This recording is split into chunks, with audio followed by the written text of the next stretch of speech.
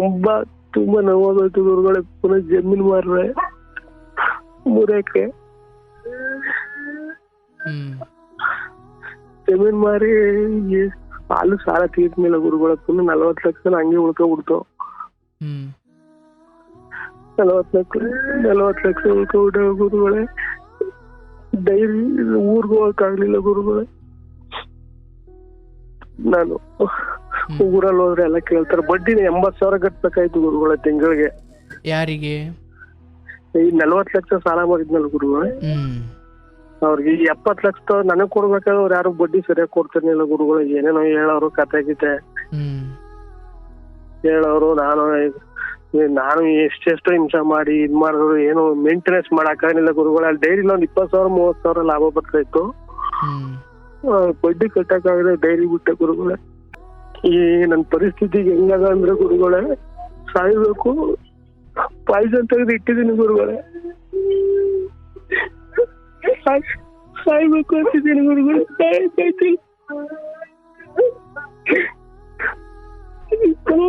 ಅಲ್ಲಿ ಹೋಗಿ ನಾನು ಕೊಡೋರ ಹತ್ರ ಇಸ್ಕೊಡೋ ಅಂದ್ರೆ ಕೊಡೋರೆಲ್ಲ ಹೊಡಿತಾರೆ ಇಲ್ಲ ಅವ್ರು ಏನಾದ್ರು ಬೈತಾರೆ ಅಂತ ಭಯ ಗುರುಗಳೇ. ಹೋಗಕ್ಕಾಯ್ತಿಲ್ಲ.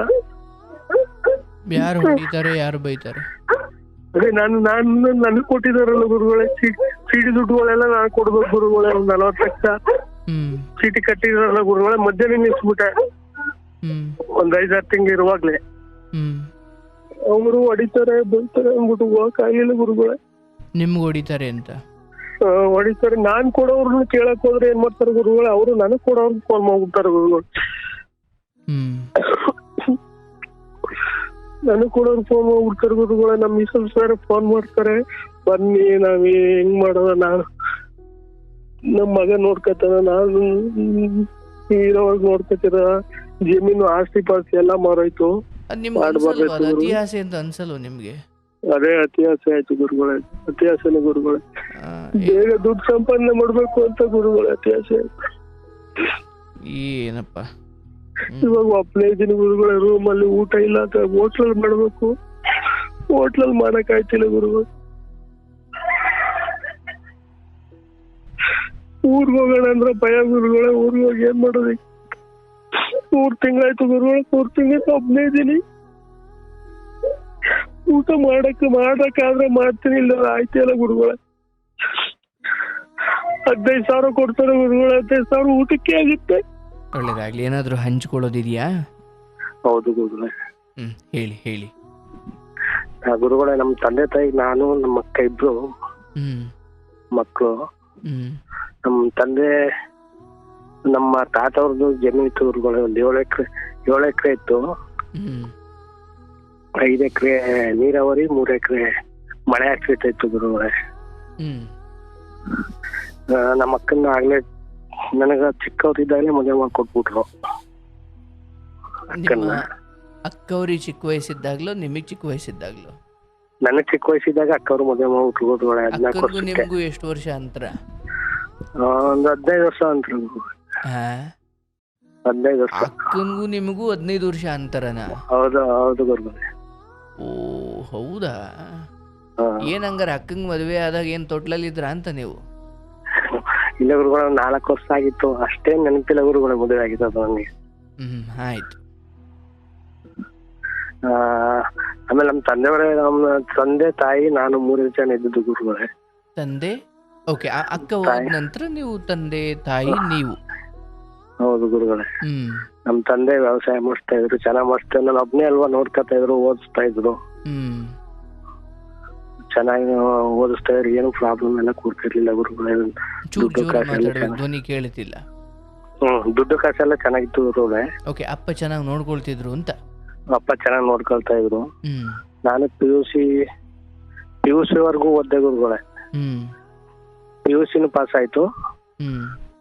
ರಜೆ ಬಂತು. ರಜೆ ಬಂದಾಗ ಏನಾದ್ರು ವ್ಯವಹಾರ ಮಾಡೋಣ ಸ್ವಂತ ಅಂದ್ಬಿಟ್ಟು ಪೋಲ್ಟ್ರಿ ಫಾರಂ ಇಟ್ಟೆ ಗುರುಗಳೇ. PUC ಆದ್ಮೇಲೆ ಕೋಳಿ ಫಾರ್ಮ್ ಇಟ್ರಿ ಅಂತ? ಪೋಲ್ಟ್ರಿ ಫಾರಂ, ಬ್ರಾಯ್ಲರ್ ಗುರುಗಳೇ. 300 ಬ್ಯಾಚ್ ಮಾಡ್ಕೊಳ್ತಿದ್ದೆ. ಅಲ್ಲೇ ಲೋಕಲ್ ಮಾಡ್ಕೊಳ್ತಾ ಇದ್ದೆ. ಹೆಂಗೆ ಡಿಗ್ರಿನೂ ಕಟ್ಕೊಂಡೆ ಗುರುಗಳೇ. ಓಕೆ. ಡಿಗ್ರಿನೂ ಕಟ್ಕೊಂಡು ನಾನೇ ಆಗ ತಂದೆ ತಾವ ಹತ್ರ ದುಡ್ಡು ಇಸ್ಕೊಳ್ಳೋದು ಬಿಟ್ಟೆ ಗುರುಗಳೇ, ನಾನೇ ಸಂಪಾದನೆ ಮಾಡ್ಕೊಳ್ತಾ ಇದ್ದೆ. ತಂದೆಯವರು ಸ್ವಲ್ಪ ಹೆಲ್ಪ್ ಮಾಡಿದ್ರೆ ಅದಕ್ಕೆ ಮರಿಗಿರಿ ತರಕ್ಕೆ, ಮರ ಶೆಡ್ ಎಲ್ಲ ಕಟ್ಟಕ್ಕೆ. ಅಂದ್ರೆ ಇದನ್ನು ಮಾಡಬೇಕು ಅನ್ನೋದು ಅಂದ್ರೆ ಸ್ನೇಹಿತರು ಸೇರಿ ಮಾಡಿದ್ದ ಅಥವಾ ಒಬ್ಬರೇ ಮಾಡಿದ್ದ? ಏನಕ್ಕೆ ಇದನ್ನೇ ಆಯ್ಕೆ ಮಾಡಿದ್ ಯಾಕೆ? ಒಬ್ರೆ ನನಗೆ ಪೋಲ್ಟ್ರಿ ಸ್ವಲ್ಪ ಇದು ಒಬ್ರು ಫ್ರೆಂಡ್ ಇಂದ ಟ್ರೈನಿಂಗ್ ತಗೊಂಡಿದ್ದೆ ಗುರುಗಳೇ. ಓಕೆ. ಎಷ್ಟು ಕೋಳಿಗಳಾಗಿ ಇಟ್ಟಿದ್ರಿ? ನಾನು 450 ಇರ್ತಿದ್ದೆ ಗುರುಗಳೇ. 150-153 ಬ್ಯಾಚ್ ಇರ್ತಿದ್ದೆ. ಒಂದು 15 ದಿವಸಕ್ಕೆ ಒಂದು ಬ್ಯಾಚ್ ಮಾಡಿದ್ರೆ ಇನ್ನ 15 ದಿವಸ ಕರೆಕ್ಟ್ ಆಗಿ ಇನ್ನೊಂದು ಬ್ಯಾಚ್ ಬರ್ತಿತ್ತು ಗುರುಗಳು. ಆ ರೀತಿ ಮಾಡ್ಕೊಂಡಿದ್ದೆ. ಓಕೆ. ಸ್ವಲ್ಪ ಆದಾಯ ನೀವು ಅಂದ್ಕೊಂಡಂಗಿತ್ತ? ಅದೇ ಪರವಾಗಿಲ್ಲ ಗುರುಗಳೇ, ಚೆನ್ನಾಗಿತ್ತು. ಆಮೇಲೆ ನಾನು ಸೆಕೆಂಡ್ ಇಯರ್ ಡಿಗ್ರಿಗೆ ಬಂದಾಗ ಒಂದು ಲವ್ ಆಯ್ತು ಗುರುಗಳೇ ನನಗೆ. ನೋವಾ? ಲವ್. Okay okay okay. ನಾನು ಸರಿ. ಆಗ ನಮ್ಮ ಮನೆಯವ್ರಿಗೆಲ್ಲ ಗೊತ್ತಾಗ್ಬಿಟ್ಟು ಆಗ ಲೆಟರ್ ಗುರುಗಳು ಇದಿಲ್ಲ. ಒಂದ್ ನಿಮಿಷ. ಈ ಪೋಲ್ಟ್ರಿ ಫಾರ್ಮ್ ಇಟ್ಟಿದ್ದು ಸೆಕೆಂಡ್ PUC ಆದ್ಮೇಲೆ ಅಂದ್ರೆ ಡಿಗ್ರಿ ಓದ್ತಾ ಇದ್ರ ಆ ಸಮಯದಲ್ಲಿ? ಓದ್ತಾ ಇದೆ ಗುರುಗಳು. ಕೆಲಸ ಮಾಡ್ತಾ ಇದ್ರ? ಓದ್ತಾನೆ ಕೆಲಸ ಮಾಡ್ತಾ ಇದ್ದೆ. ನಿಮಗೆ ಸಪೋರ್ಟ್ ಆಗಿ ಯಾರ್ಯಾರು ಮಾಡ್ತಿದ್ರು ಮನೆಯಲ್ಲಿ? ನಾನು ನಮ್ಮ ಹುಡುಗನೊಬ್ಬನ ಇಸ್ಕಿದೆ ಗುರುಗಳೇ. ನಮ್ಮ ತಂದೆ ತಾಯಿ ಎಲ್ಲ ಅವರು ವ್ಯವಸಾಯ ನೋಡ್ಕೊತಾ ಇದ್ರು. ಓಕೆ. ಡಿಗ್ರಿ ಓದ್ತಾ ಇದ್ರಿ, ಈ ಕಡೆ ಪೋಲ್ಟ್ರಿ ಫಾರಮ್ ನೋಡ್ಕೊಳ್ತಾ ಇದ್ರಿ. ಬಟ್ ಇಲ್ಲಿ ಡಿಗ್ರಿಯಲ್ಲಿದ್ದಾಗ ಲವ್ ಆಗಿದ್ದು? ಲವ್ ಆಗಿದ್ದು. ಏನಾಯ್ತು? ಆಗ ಲೆಟರ್ ಗುರುಗಳ ಲೆಟರ್ ಈಗ ಫೋನ್ ಇಲ್ಲ ಆಗ. ಓಕೆ. ಅವರು ನಮ್ದು ಹಳ್ಳಿ ಗುರುಗಳ ಪಕ್ಕ ಅವರು ಬೆಂಗಳೂರಿಂದ ಬಂದ ಇದ್ರು. ಫೋನ್ ಇಲ್ಲ, ಪತ್ರ ಬರೆಯಲ ಇಲ್ಲ, ಚಿತ್ರ ಬಿಡಿಸಲ ಅಂತ. ಹೌದು ಗುರುಗಳೇ. ಓಕೆ. ಪತ್ರ ಬರಿತಾ ಇದ್ರಾ? ಪತ್ರ ಬರೀತದೆ ಗುರುಗಳು. ಅವರು ಪತ್ರದ ಆಮೇಲೆ ನೋಡೋಣ. ಈ ಲವ್ ಏನ್ ನೀವ್ ಮಾಡಿದ್ದ ಅಥವಾ ಆಕೆ ಪ್ರಪೋಸ್? ಇಲ್ಲ ಗುರುಗಳೇ, ನಮ್ಮ ಊರಲ್ಲಿ ಒಂದು ಹಬ್ಬ ಇತ್ತು, ಮಾರಮ್ಮನ ಹಬ್ಬ ಅಂತ. ಮಾರಮ್ಮನ ಹಬ್ಬ. ನಮ್ ದೊಡ್ಡಮ್ಮನ ಮನೆ ಪಕ್ಕನೆ ಅವರು ಅಲ್ಲಿಗೆ ಬಂದಿದ್ರು ಹಬ್ಬಕ್ಕೆ. ಇದು ನಿಮ್ಮ ಡಿಗ್ರಿ ಕಾಲೇಜ್ಗೂ ಇದಕ್ಕೂ ಸಂಬಂಧ ಇಲ್ಲ? ಸಂಬಂಧ ಇಲ್ಲ ಗುರುಗಳೇ. ಓಕೆ. ಇವರು ನಿಮ್ಮೂರ ಹಬ್ಬಕ್ಕೆ ಬಂದಿದ್ದು ಗುರುಗಳು. ಅವರು ನಮ್ಮೂರವ್ರ ನೆಂಟ್ರು. ಹಬ್ಬಕ್ ಬಂದ್ರು ಬಿಡೋದವಲ್ಲ ನೀವು? ಆಯ್ತು. ಹಬ್ಬಕ್ ಬಂದಾಗ ನೋಡಿದ್ರಿ? ನೋಡ್ದೆ ಗುರುಗಳೇ. ಅವ್ರೇ ಹೋಗಿಲ್ಲ, ಅವ್ರ ಯಾರ ಹತ್ರ ಅಡ್ರೆಸ್ ಇಸ್ಕೊಂಡ್ರು ಗೊತ್ತಿಲ್ಲ ಗುರುಗಳು. ಅವ್ರೇ ಲೆಟರ್ ಹಾಕಿದ್ರು ಹೋದಾಗ. ಓಹೋ. ನೀವು ಏನು ಹಬ್ಬದಲ್ಲಿ ಇಬ್ರು ಪರಸ್ಪರ ನೋಡ್ಕೊಂಡ್ರಿ? ನಿಮ್ಮ ಅಡ್ರೆಸ್ ನೋಡ್ತಾ ಇದ್ರು ಗುರುಗಳು. ಅವ್ರು ನೋಡ್ತಾ ಇದ್ರು, ನಾನು ನೋಡ್ತಾ ಇದ್ದೆ. ನೀವು ನೋಡ್ತಿದ್ರಿ, ಅವರು ನೋಡ್ತಿದ್ರು. ಬಟ್ ಆಕಿನೇ ಲೆಟರ್ ಬರ್ದಿದ್ದ? ಆಕೆನೇ ಲೆಟರ್ ಬರ್ದಿದ್ದು. ಆಯ್ತು. ಅದು ಹಂಗೆ ಲೆಟರ್ ಬರೀತಾ ಮನೆಯವ್ರಿಗೆ ಗೊತ್ತಾಗೋಯ್ತು ಗುರುಗಳೇ. ಅಲ್ಲ, ಲೆಟರ್ ಬರೀತಿದ್ರಲ್ಲ, ಪೋಸ್ಟ್ ಮೇಸ್ಟ್ರು ಬಂದು ನಿಮ್ ಮನೆಗ್ ಕೊಟ್ಟಾಗ ನೀವೇ ಓದ್ತಿದ್ರಿ? ನಾನು ಹೇಳಿದ್ದೆ ಗುರುಗಳೇ, ನನ್ ಕೈಲೇ ಕೊಡ್ತಾ ಇದ್ರು. ಅಯ್ಯೋ, ಪೋಸ್ಟ್ ಮ್ಯಾನ್ಗೆ ಹೇಳ್ಬಿಟ್ಟಿದ್ರಾ? ಹೇಳ್ಬಿಟ್ಟಿದೆ ಗುರುಗಳೇ. ಅಂದ್ರೆ ಹಿಂಗೆ ಮ್ಯಾಟರ್ ಇದೆ ಅಂತ ಹೇಳಿಲ್ಲ, ಬಟ್ ನನ್ ಕೈ ಕೊಡು ಅಂತ ಹೇಳಿದ್ರಿ? ಹೌದು ಗುರುಗಳೇ. ಓಕೆ. ಬಟ್ ಮನೆಯವ್ರಿಗೆ ಹೆಂಗ್ ಗೊತ್ತಾಯ್ತು? ಮನೆಯವ್ರಿಗೆ ಹೆಂಗೋ ಅದು ಒಂದು ಲೆಟರ್ ಸಿಕ್ಕಾಬಿಟ್ಟು ಗೊತ್ತಾಗ್ಬಿಡ್ತು ಗುರುಗಳೇ. ಈಗ ಅವರು ಲೆಟರ್ ಬರೀತಾ ಇದ್ರು, ಈ ಕಡೆಯಿಂದ ನೀವು ಬರೀತಾ ಇದ್ರಿ? ನಾನು ಬರೀತಾ ಇದ್ದೆ. ನೋಡಿ, ಡಿಗ್ರಿ ಉಪಯೋಗ ಬಂದಿದ್ದಿಲ್ಲ ಒಂತಲೆ. ಹೌದು ಗುರುಗಳೇ. ಅಲ್ಲಿಂದ ಸ್ಟಾರ್ಟ್ ಗುರು. ಆಮೇಲೆ ಒಬ್ನೇ ಮಗ ಅಲ್ವ ಗುರುಗಳೇ, ಇವನು ದಾರಿ ತಪ್ಪಿಡ್ತಾನೆ ಇದ್ರೆ. ಒಂದ್ ನಿಮಿಷ, ಹೆಂಗ್ ಸಿಗಾಕೊಳತೆ ಹೇಳಿ ಓಲಿ? ಅದು ಲೆಟರ್ ಏನೋ ನಮ್ಮ ಅತ್ತೆ ಒಬ್ರು ನಮ್ಮ ಮನೇಲೆ ಇಡ್ತಿದ್ರು ಗುರುಗಳೇ. ಅವ್ರಿಗೆ ಯಜಮಾನ್ರ ತೀರೋಗಿ ಅವ್ರಿಗೆ ಗೊತ್ತಾಗ್ಬಿಟ್ಟಿದ್ ಏನೋ ಲೆಟರ್ ಸೀಕ್ರೆಟ್ ಆಗುತ್ತಾವಲ್ಲ ಅಂದ್ಬಿಟ್ಟು ಯಾರ ಕೈಲ ಓದ್ಸವ್ರ ಗುರುಗಳೇ. ನಾನು ಓದೋದು ಗೊತ್ತಿಲ್ವಲ್ಲ, ಮನೇಲಿ ಯಾರಿಗೂ ಓದೋದು ಗೊತ್ತಿಲ್ವಲ್ಲ ಅಂದ್ಬಿಟ್ಟು ಇಟ್ಬಿಟ್ಟು ಹೊರಟೈತಿದ್ದೆ. ಅಯ್ಯೋ ದೇವ, ಯಾರಿಗೂ ಓದಕ್ ಬರಲ್ಲ ಅಂದ್ಕೊಂಡು ನೀವು ಎಲ್ಲಿ ಬೇಕಲ್ಲಿ ಇಟ್ಟು ಹೋಗ್ತಾ ಇದ್ರಿ? ಹೌದು ಗುರುಗಳೇ. ಅದು ಎತ್ತಿ ಓದಿಸ್ಬಿಟ್ಟವ್ರೆ ಗೊತ್ತಾಗ್ಬಿಡ್ತು. ಅಪ್ಪ ಅಮ್ಮನಿಗೆ ಹೇಳ್ಬಿಟ್ರು. ಆಮೇಲೆ ಅವರು ಇಲ್ಲ ಏನ್ ಬಿಟ್ರೆ ಆಗಲ್ಲ, ಮದುವೆ ಮಾಡ್ಬಿಡ್ಬೇಕು. 21 ವರ್ಷ ಗುರುಗಳೇ. ಸುಮ್ನೆ ಕುತೂಹಲಕ್ಕೆ ಕೇಳ್ತೀನಿ, ನಮ್ಗೆಲ್ಲ ಅದು ಹೊಸ್ದು. ಏನ್ ಬರೀತಾ ಇದ್ರಿ ಅದರಲ್ಲಿ? ಅದೇ ಗುರುಗಳ ಇನ್ನ ಕಷ್ಟ ಸುಖ, ಅಕಸ್ಮಾತ್ ಪ್ರೀತಿ ಬಗ್ಗೆನೇ ಜಾಸ್ತಿ ಹೊರಣ ಬರೀತಿದೆ ಗುರುಗಳ. ಆಗೋದಿಲ್ಲ. ಅಯ್ಯೋ ಆಯ್ತು. ಅಂದ್ರೆ ನಾನ್ ಚೆನ್ನಾಗಿದ್ದೀನಿ, ನೀವ್ ಚೆನ್ನಾಗಿದ್ದೀರಾ? ಯಾವ್ದು ಏನೋ ಎಷ್ಟು ಗುರುಗಳೇ ದೊಡ್ಡ ದೊಡ್ಡ ಪೇಜ್ ಬರುತ್ತಲ್ಲ, ಅದ್ರಲ್ಲಿ ಪರೀಕ್ಷೆ ಎಕ್ಸಾಮ್ ಬರೀತೀವಲ್ಲ, ಆ ಪೇಪರ್ ಅಲ್ಲಿ 4 ಪೇಪರ್ 8 ಪೇಪರ್ ಬರೀತಿದ್ರು ಗುರು. ಅಷ್ಟು ಪೇಪರ್ ಏನೇನ್ ಬರೀತಿದ್ರು ಅಂತ ಗೊತ್ತಿಲ್ಲ ಗುರುಗಳೇ. ಬಂತರು ಕುಳ್ಸ್ಕೊಂಡ್ರೆ ಬರ್ತಾ ಇರ್ತಿತ್ತು ಎಲ್ಲ. ಓಕೆ, ಅಷ್ಟು ಪೇಪರ್ ಏನಾದ್ರು ಕಾಲೇಜಲ್ಲಿ ಬರ್ಬಿಟ್ಟಿದ್ರೆ ಡಿಸ್ಟಿಕ್ ಕಲೆಕ್ಟರ್ ಆಗ್ಬಿಡ್ತಿದ್ರಿ. ಹೌದು ಗುರುಗಳೇ. ಅಲ್ಲ, ನಾವು ಅಷ್ಟು ಪೇಪರ್ನೆಲ್ಲ ತಂದು ಏನು ಒಂದು ಕಡಿಮೆ ಅಂದ್ರೆ ಒಂದು 4-5 ಪೇಜ್ ಇರ್ತಿತ್ತು. ಹೌದು ಗುರುಗಳೇ, 20 ಪೈಸಾಗ 5 ತಗ ಬರ್ತಿದೆ ₹1. ಬರ್ದು ಏನಾದ್ರು ಒಂದು ಏನು ಸಿನಿಮಾ ಹಾಡ್ಗೀಡು ಬರಿತಾ ಇದ್ರ? ಇಲ್ಲ ಗುರುಗಳೇ, ಏನ್ ಅದು ಇದು ಎಲ್ಲ ಏನೇನ ಕೂತ್ಕೊಂಡಾಗ ಎಲ್ಲ ಬರ್ತಾ ಇತ್ತು ಗುರುಗಳೇ. ಈಗ ಹೇಳಕ್ಕೂ ಆಗಲ್ಲ, ಅದನ್ನ ಕೇಳಬೇಡಿ ಅಂತ. ಹೌದು ಗುರುಗಳೇ. ಆಯ್ತು, ಬರಿತಾ ಇದ್ರಿ, ಅದೆಲ್ಲ ನಿಮ್ಮ ಮನೆಯವ್ರಿಗೆ ಗೊತ್ತಾಯ್ತು. ಆಮೇಲೆ ಗೊತ್ತಾಯ್ತು. ಅವರು ಮದುವೆ ಮಾಡ್ಕೊಂಡ್ರೆ ತುಂಬಾ ಹಿಂಸೆ ಆಗ್ಬಿಟ್ಟು ಗುರುಗಳೇ ನಮ್ ತಾಯಿ ತಂದೆ. ಆ ಹುಡ್ಗಿನ ಆ ಹುಡ್ಗಿನೆಲ್ಲ ಗುರುಗಳೇ ಬೇರೆ. ಆ ಹುಡುಗಿನ ಇದ್ರೆ ಫೋನ್ ಯಾಕೆ ಮಾಡ್ತಿದ್ದೆ ನಾನು ಅಂತ. ಬೇರೆ ಹುಡುಗಿನ ಮದುವೆ ಅಂದ್ರೆ ಇವ್ನಿ ಕೆಟ್ಟೋಗ್ಬಿಡ್ತಾನೆ ಹಿಂಗೆ ಬಿಟ್ರೆ ಅಂತ.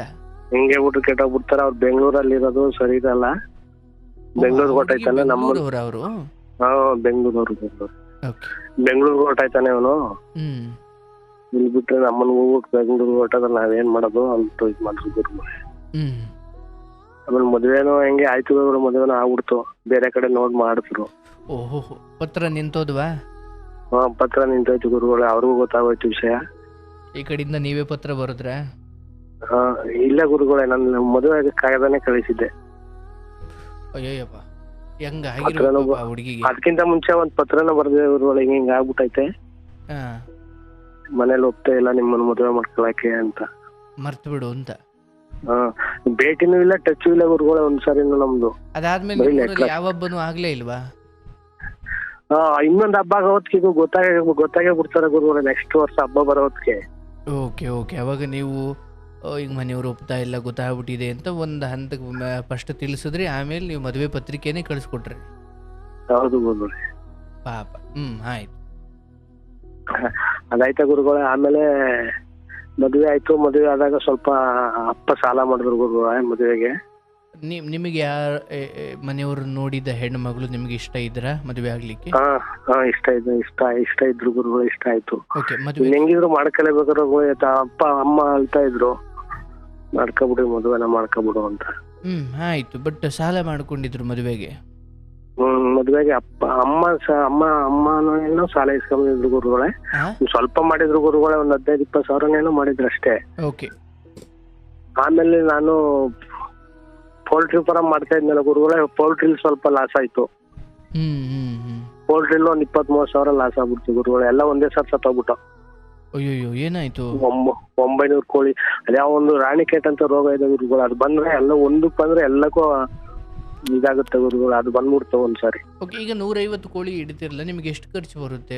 ಒಂದು ಬ್ಯಾಚ್ ಅಂತ ಅಂದ್ಕೊಳ್ಳೋಣ, ಎಷ್ಟು ಖರ್ಚು ಬರುತ್ತೆ ಗುರುಗಳು? ಆವಾಗ ಕೆಜಿ 28 ಇತ್ತು ಗುರುಗಳು. ಆವಾಗ ನಾವು ಸೇಲ್ ಮಾಡ್ತಿದ್ದು, ನಮ್ಗೆ ಒಂದು 21. ಒಂದು ಕೆಜಿ 28 ರೂಪಾಯಿ. 28 ರೂಪಾಯಿ ಇತ್ತು ಗುರುಗಳೇ. ಈಗ ಎಷ್ಟಿದೆ? ಇವಾಗ ಇದೆ ಗುರುಗಳು, ಇವಾಗ 90 ರೂಪಾಯಿ ತನಕ ಇದೆ. ಓಕೆ, ಬಟ್ ಅವಾಗ ನಿಮಗೆ ಒಂದು ಬ್ಯಾಚಿಗೆ ತಗೊಳ್ಳೋಣ, ಎಷ್ಟು ಬರ್ತಿತ್ತು ಖರ್ಚು? ಅದೇ ಒಂದು ಕೆಜಿಗೆ ನಮಗೆ ಒಂದು 19 ರೂಪಾಯಿ ಖರ್ಚು ಬರ್ತಿತ್ತು ಗುರುಗಳು. 28ಕ್ಕೆ ಮಾಡ್ತಿದ್ವಿ. ಒಂದು 19 ರೂಪಾಯಿ ಖರ್ಚು ಬರ್ತಾ ಇತ್ತು, ಫೀಡು ಮೇಂಟೆನೆನ್ಸ್ ಎಲ್ಲ. ಒಟ್ಟು ಮೊತ್ತದಲ್ಲಿ ಹೇಳೋದಾದ್ರೆ? ಒಟ್ಟು ಮೊತ್ತ ಅಂದ್ರೆ 150 ಕೋಳಿಗೆ ಗುರುಗಳೇ, ಅದೇ ಆ ಟೈಮಲ್ಲಿ ಅದೇ 21 ಬರ್ತಿತ್ತು ಗುರುಗಳೇ. ಅದೇ ಎಷ್ಟು ಕೆಜಿ ಅಂದ್ರೆ 300 ಕೆಜಿಗೆ ಗುರುಗಳೇ. 300 ಕೆಜಿಗೆ 21 6,000 ಬರ್ತಿತ್ತು ಗುರುಗಳೇ ಒಂದು ಬ್ಯಾಚ್ಗೆ ಖರ್ಚು ಬರ್ತಿತ್ತು ಅಂತ. ಅವರೇ ಕೊಟ್ಟು ಅವರೇ ತಗೊಂಡು ಹೋಗ್ತಿದ್ರ? ಅವರೇ ಇಲ್ಲ, ನಾವು ಎಲ್ಲ ಸೇಲ್ ಮಾಡ್ತಿದ್ದೆ ಗುರುಗಳೇ. ನಾನೇ. ನೀವೇ ಸೇಲ್ ಮಾಡ್ತಿದ್ರ? ಊರಲ್ಲೇ ಸೇಲ್ ಮಾಡ್ಕೊತಿದ್ದೆ ಗುರುಗಳೇ, ಊರೇ. ಓಕೆ ಓಕೆ, ಆಯ್ತು. ಅಲ್ಲೂ ಯಾಕೋ ಸ್ವಲ್ಪ ಲಾಸ್ ಆಯ್ತು ಅಂತ? ಲಾಸ್ ಆಯ್ತು ಗುರುಗಳೇ, ಅದ್ ಬಿಟ್ಟೆ. ತುಂಬಾ ಲಾಸ್ ಆಯ್ತು ಗುರುಗಳೇ, ಒಂದ್ 20 ಸಾವಿರ ಸಾಲ ಆಯ್ತು. ಅದ್ ಬಿಟ್ಟೆ ಗುರುಗಳೇ. ಅದ್ ಬಿಟ್ಬಿಟ್ಮೇಲೆ ಸ್ವಲ್ಪ ಸಾಲನೇ ಆಯ್ತು ಗುರುಗಳೇ. ಒಂದ್ 70-80 ಸಾವಿರ ಸಾಲ ಆಗ್ಬಿಡ್ತು. ಏನಕ್ಕಾಯ್ತು ಅಂತಾನೆ ಗೊತ್ತಿಲ್ಲ. ಮದುವೆ ಅದು ಇದು ಎಲ್ಲ 70-80 ಆಗ್ಬಿಡ್ತು. ನಮ್ ತಂದೆಯವ್ರಾಗ ವ್ಯವಹಾರ ನನ್ಗೆ ಬಿಟ್ಬಿಟ್ರು. ನೀನೇ ಮಾಡ್ಕೋಪ್ಪ, ನನಗೇನು ಊಟ ಗೀಟ ಹಾಕು, ಏನು ಮಾಡ್ನಾರ ಏನು ಅಂದ್ಬಿಟ್ಟು ಅವ್ರ ಪಡ್ಗೆ ಅವರು ತೋಟದಲ್ಲಿ ಬಂದು ಇಡ್ತಾ ಇದ್ರು, ಹೋಯ್ತಾ ಇದ್ರು ಗುರುಗಳು ಅಷ್ಟೇ. ಆಗ ನನಗೆ ಸಾಲದು ಬಹಳ ಇದಾಯ್ತು ಗುರುಗಳೇ. 3 ಎಕರೆ ಜಮೀನು ಇದು ಮಳೆ ಆಶ್ರಯ ಇತ್ತಲ್ಲ ಗುರುಗಳೇ, ಅದು 3 ಎಕರೆ ಮಾರ್ಬಿಟ್ಟೆ ಗುರುಗಳೇ. ಓ, ಸಾಲ ತೀರ್ಸೋಕೆ ಮಾರ್ಬಿಟ್ರ? ಹೌದು ಗುರುಗಳೇ, ಆಗ ಬರೀ 30,000 ಗುರುಗಳೇ ಎಕರೆ. ಓ, 90,000ಕ್ಕೆ ಮಾರ್ಬಿಟ್ಟೆ. ಹ್ಮ್. ಅದ್ರಲ್ಲಿ ಒಂದು 20,000 ಮಿಚ್ಚ ಆಯ್ತು ಗುರುಗಳೇ. ಹಸ್ಕೊಳ್ ತಗೊಬಂದೆ ಒಂದ್ 3. ಓಕೆ. ಹಸ್ಕೊಳ್ ತಗೊಬಂದೆ. 3 ಹಸ್ಕೊಳ್ ತಗೊಬಂದೆ. ದಿನ ಒಂದ್ 20 ಲೀಟರ್ ಹಾಲು ಹಾಕ್ತಿದೆ ಗುರುಗಳೇ.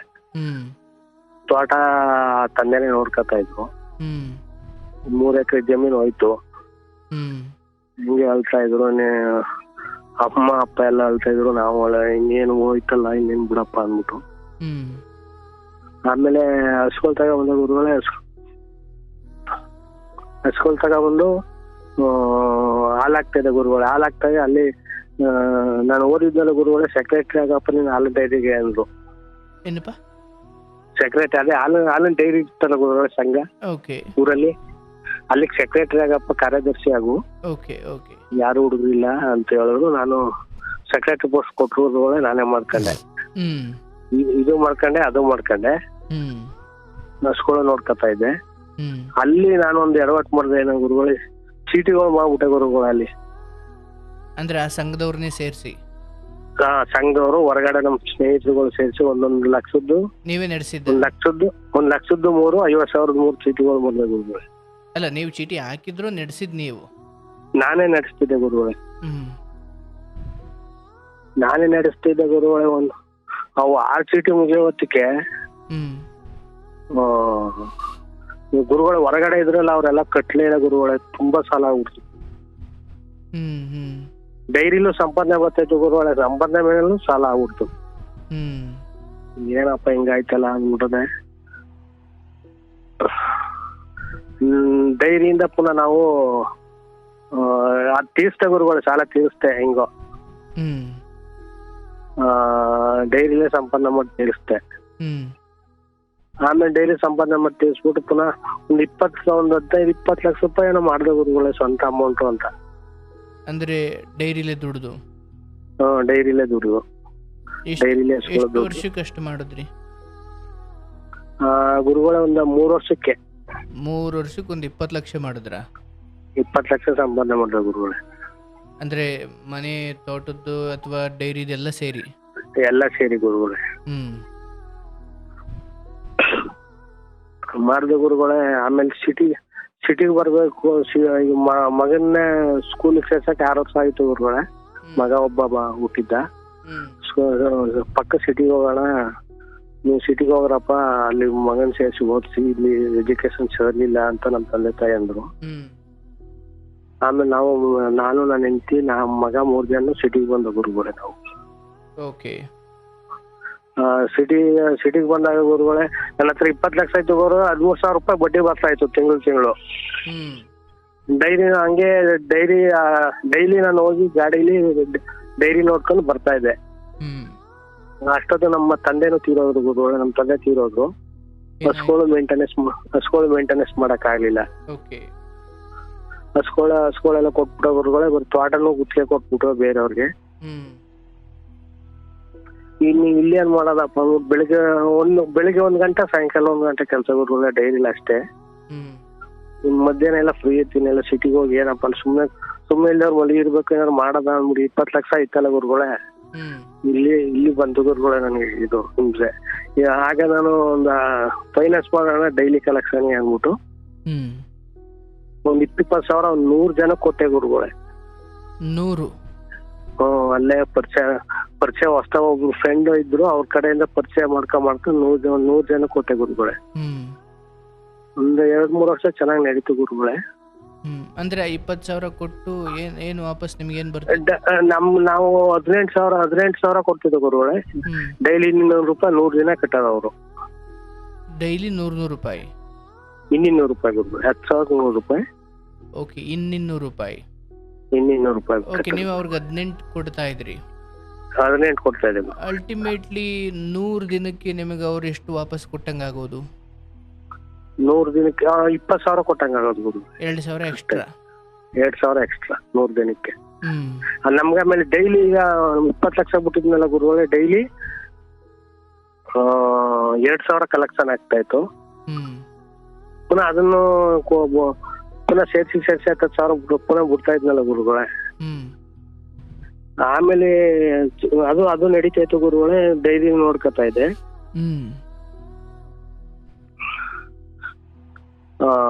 ಪುನಃ ನಾನು ಏನ್ ತಪ್ಪು ಮಾಡಿದೆ ಅಂದ್ರೆ ಗುರುಗಳೇ, ಚೀಟಿ ಇಲ್ಲಿ ಲಾಸ್ ಮಾಡ್ತಾ ಇದ್ನಲ್ಲ ಚೀಟಿಲಿ, ಅದನ್ನ ಚೀಟಿಲೇ ಸಂಪಾದನೆ ಮಾಡ್ಬೇಕು ಅನ್ನೋದೇನೋ ಒಂದ್ ಮನ್ಸಲ್ಲಿ ಬಂತು ಗುರುಗಳೇ. ಪುನಃ ಇಲ್ಲಿ 100 ಜನ ಇದ್ರಲ್ಲ ಗುರುಗಳೇ ನನ್ನ ಕಸ್ಟಮರ್ಸ್, 100 ಜನ ಚೀಟಿ ಮಾಡ್ದೆ ಗುರುಗಳೇ. ಒಂದ್ 5 ಲಕ್ಷದ 10 ಲಕ್ಷದ ಮಾಡ್ಬಿಟ್ಟೆ. 5 ಲಕ್ಷದ 10 ಲಕ್ಷ ಮಾಡ್ಬಿಟ್ಟು ಗುರುಗಳೇ.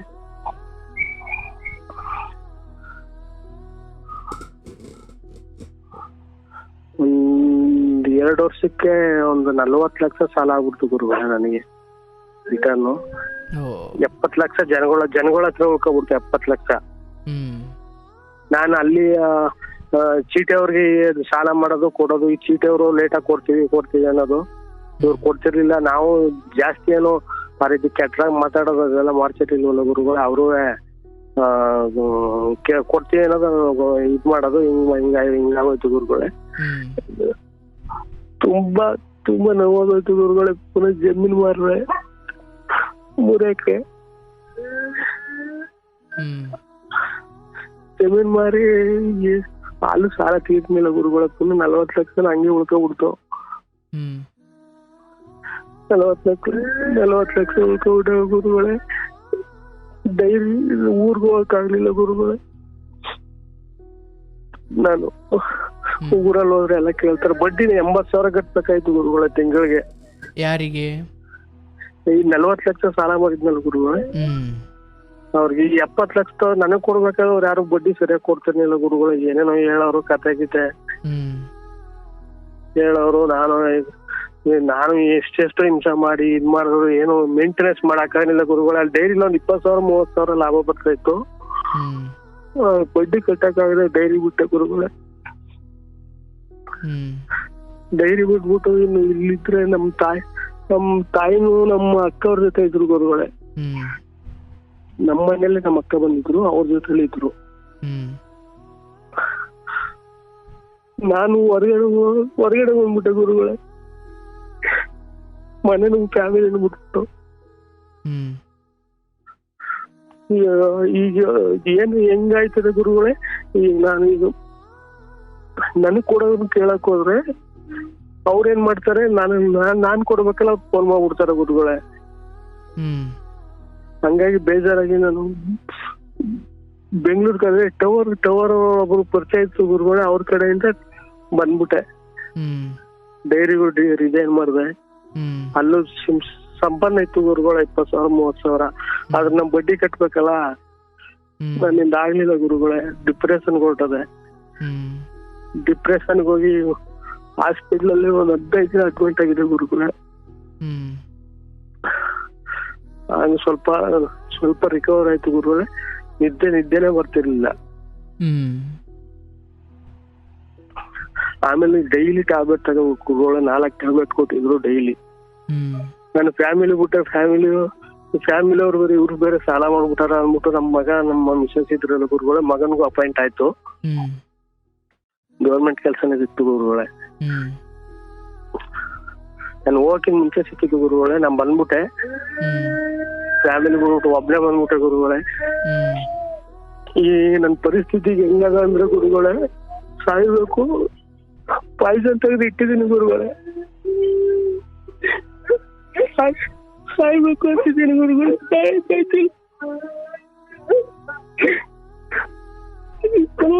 ಅಲ್ಲಿ ಹೋಗಿ ನಾನು ಕೊಡೋರ ಹತ್ರ ಇಸ್ಕೊಡೋ ಅಂದ್ರೆ ಕೊಡೋರೆಲ್ಲ ಹೊಡಿತಾರೆ ಇಲ್ಲ ಅವ್ರು ಏನಾದ್ರು ಬೈತಾರೆ ಅಂತ ಭಯ ಗುರುಗಳ. ಹೋಗಕ್ಕಾಯ್ತಿಲ್ಲ. ಯಾರು ಹೊಡಿತಾರೆ, ಯಾರು ಬೈತಾರೆ? ಅದೇ ನನಗ್ ಕೊಟ್ಟಿದಾರಲ್ಲ ಗುರುಗಳೇ ಚೀಟಿ ದುಡ್ಡುಗಳೆಲ್ಲ ನಾನು ಕೊಡ್ಬೇಕು ಗುರುಗಳೇ. ಒಂದ್ 40 ಲಕ್ಷ ಚೀಟಿ ಕಟ್ಟಿದಾರಲ್ಲ ಗುರುಗಳೇ, ಮಧ್ಯಾಹ್ನ ನಿಲ್ಸ್ಬಿಟ್ಟೆ. ಒಂದ್ 5-6 ತಿಂಗಳು ಇರುವಾಗ್ಲೇ ಅವರು ಹೊಡಿತಾರೆ ಬೈತಾರೆ ಅಂದ್ಬಿಟ್ಟು ಹೋಗಕ್ಕಾಗಿಲ್ಲ ಗುರುಗಳೇ. ನಿಮ್ಗೆ ಹೊಡಿತಾರೆ ಅಂತ? ಹೊಡಿತಾರೆ. ನಾನ್ ಕೊಡೋರ್ನು ಕೇಳಕ್ ಹೋದ್ರೆ ಏನ್ ಮಾಡ್ತಾರೆ ಗುರುಗಳೇ, ಅವರು ನನಗ್ ಕೊಡೋರ್ನ ಫೋನ್ ಮಾಡ್ಬಿಡ್ತಾರೆ ಗುರುಗಳು.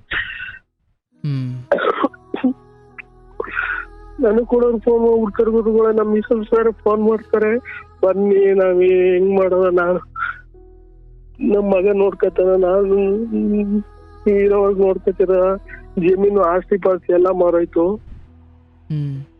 ಮಗ ಎಲ್ಲಿವರೆಗೂ ನೋಡ್ಕೊತಾನೆ, ಮದ್ವೆ ಆದ್ಮೇಲೆ ನಾವ್ ಏನ್ ಮಾಡ್ಲಿ ನಾನು ಅಂತ ನಮ್ಮ ಮಿಸಸ್ ಫೋನ್ ಮಾಡ್ತಾರ ಗುರುಗಳೇ. ಏನ್ ಮಾಡೋದು ಅಂತ ನಂಗೆ ಗೊತ್ತಾಯ್ತಿಲ್ಲ ಗುರುಗಳೇ. ವಿಷ ತೆಗೆದು ಮಡಗಿದ್ದೀನಿ ಸಾಯೋಣ ಅಂತ.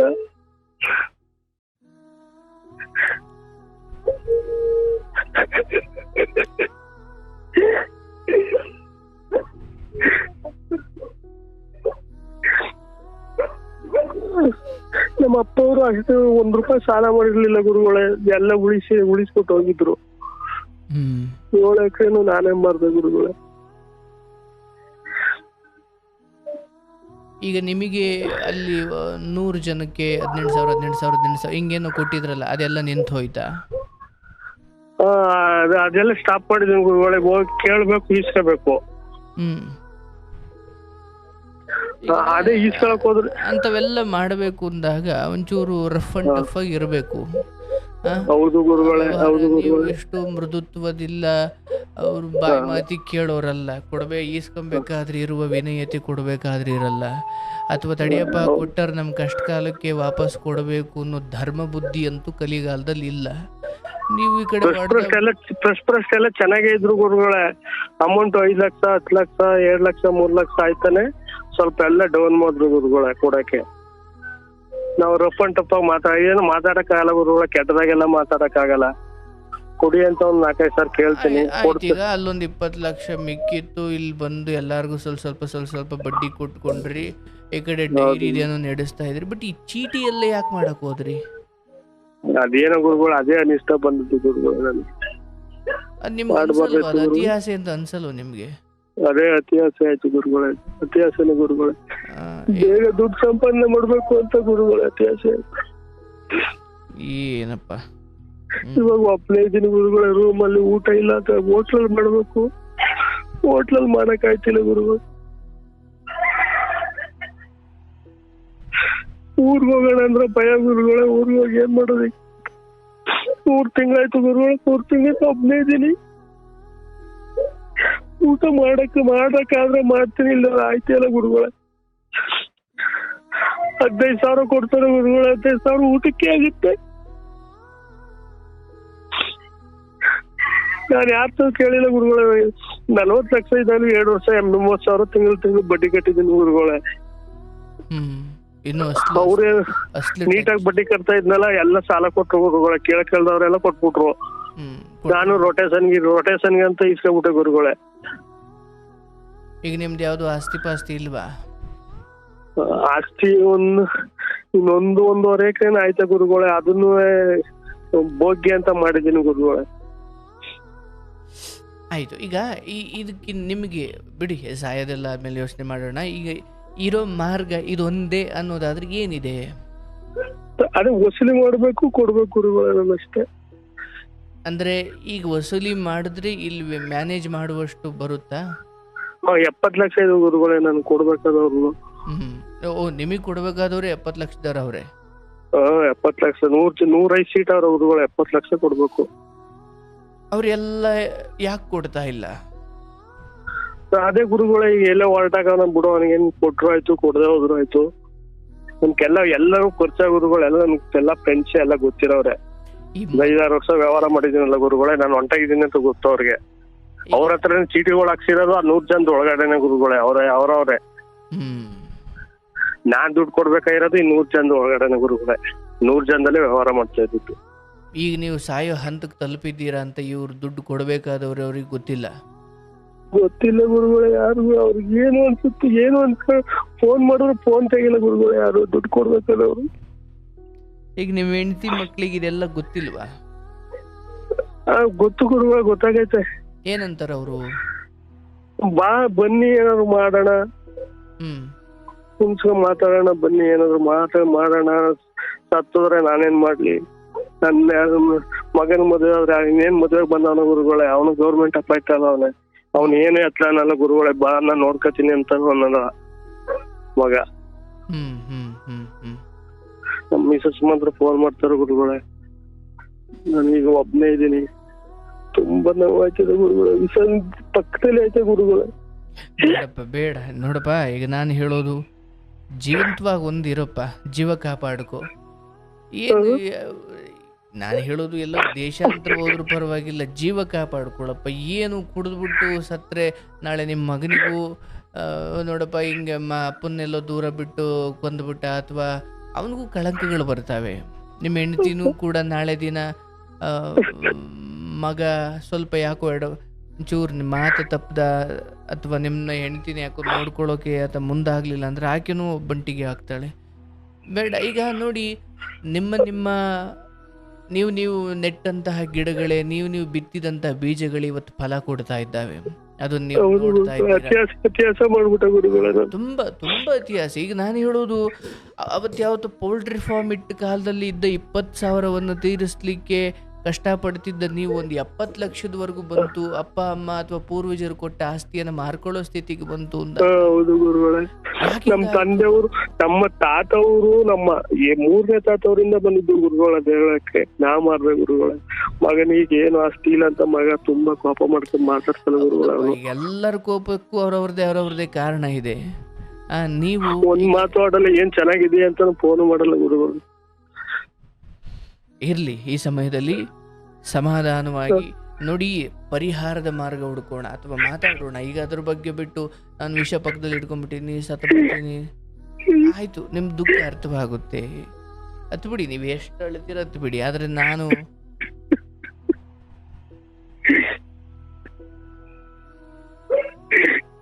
ದೇವ್ರಿಗೆಲ್ಲ ಕೈ ಮುಗಿಸ್ತೀನಿ ಗುರುಗಳೇ. ನೀವು ದೇವ್ರಿಗ ಕೈ ಮುಗಿದು ಸಮಾಧಾನ ಮಾಡ್ತಾರೆ ಗುರುಗಳು. ನಿಮ್ಗಾದ್ರು ಹೇಳಿದ್ರೆ ಸಮಾಧಾನ ಮಾಡಿ ಹೇಳ್ತೀರಾ. ನೀವೇ ದೇವ್ರು. ಮಾಡೋಣ ಅಂತ ಟ್ರೈ ಮಾಡ್ತಾನೆ ಗುರುಗಳು. ಸಿಗ್ತಾ ಇರ್ಲಿಲ್ಲ ಲೈನು, ಇವಾಗ ಸಿಕ್ತು ಗುರುಗಳು. ಆಗ್ಲಿ. ಈಗ ನಾನು ದೇವ್ರಿಗೆ ಕೈ ಮುಗಿದ್ರೆ ಏನ್ ಪ್ರಯೋಜನ ಗುರುಗಳು? ಏನೂ ಇಲ್ಲ. ನಿಮ್ಗಾದ್ರು ಹೇಳಿದ್ರೆ ಸಮಾಧಾನ ಹೇಳ್ತಾರೆ, ಸಮಾಧಾನ ಆಗುತ್ತೆ. ನಾನು ಯಾವಾಗ್ಲೂ ಕೇಳ್ತಿರ್ತೀನಿ ಗುರುಗಳೇ. ಸುಮಾರು 400 ಎಪಿಸೋಡ್ ನೋಡಿದೀನಿ ಗುರುಗಳೇ. ಇರ್ಲಿ, ಬಟ್ ಈಗ ನೀವು ಸಾಲ ಕೇಳಲಿಕ್ಕೆ ಹೋದಾಗ ನೀವ್ ಯಾರಿಗ್ ಕೊಡ್ಬೇಕು ಅವ್ರಿಗೆ ಫೋನ್ ಮಾಡ್ಬಿಡ್ತಾರೆ ಅಂತಿರಲ್ವಾ?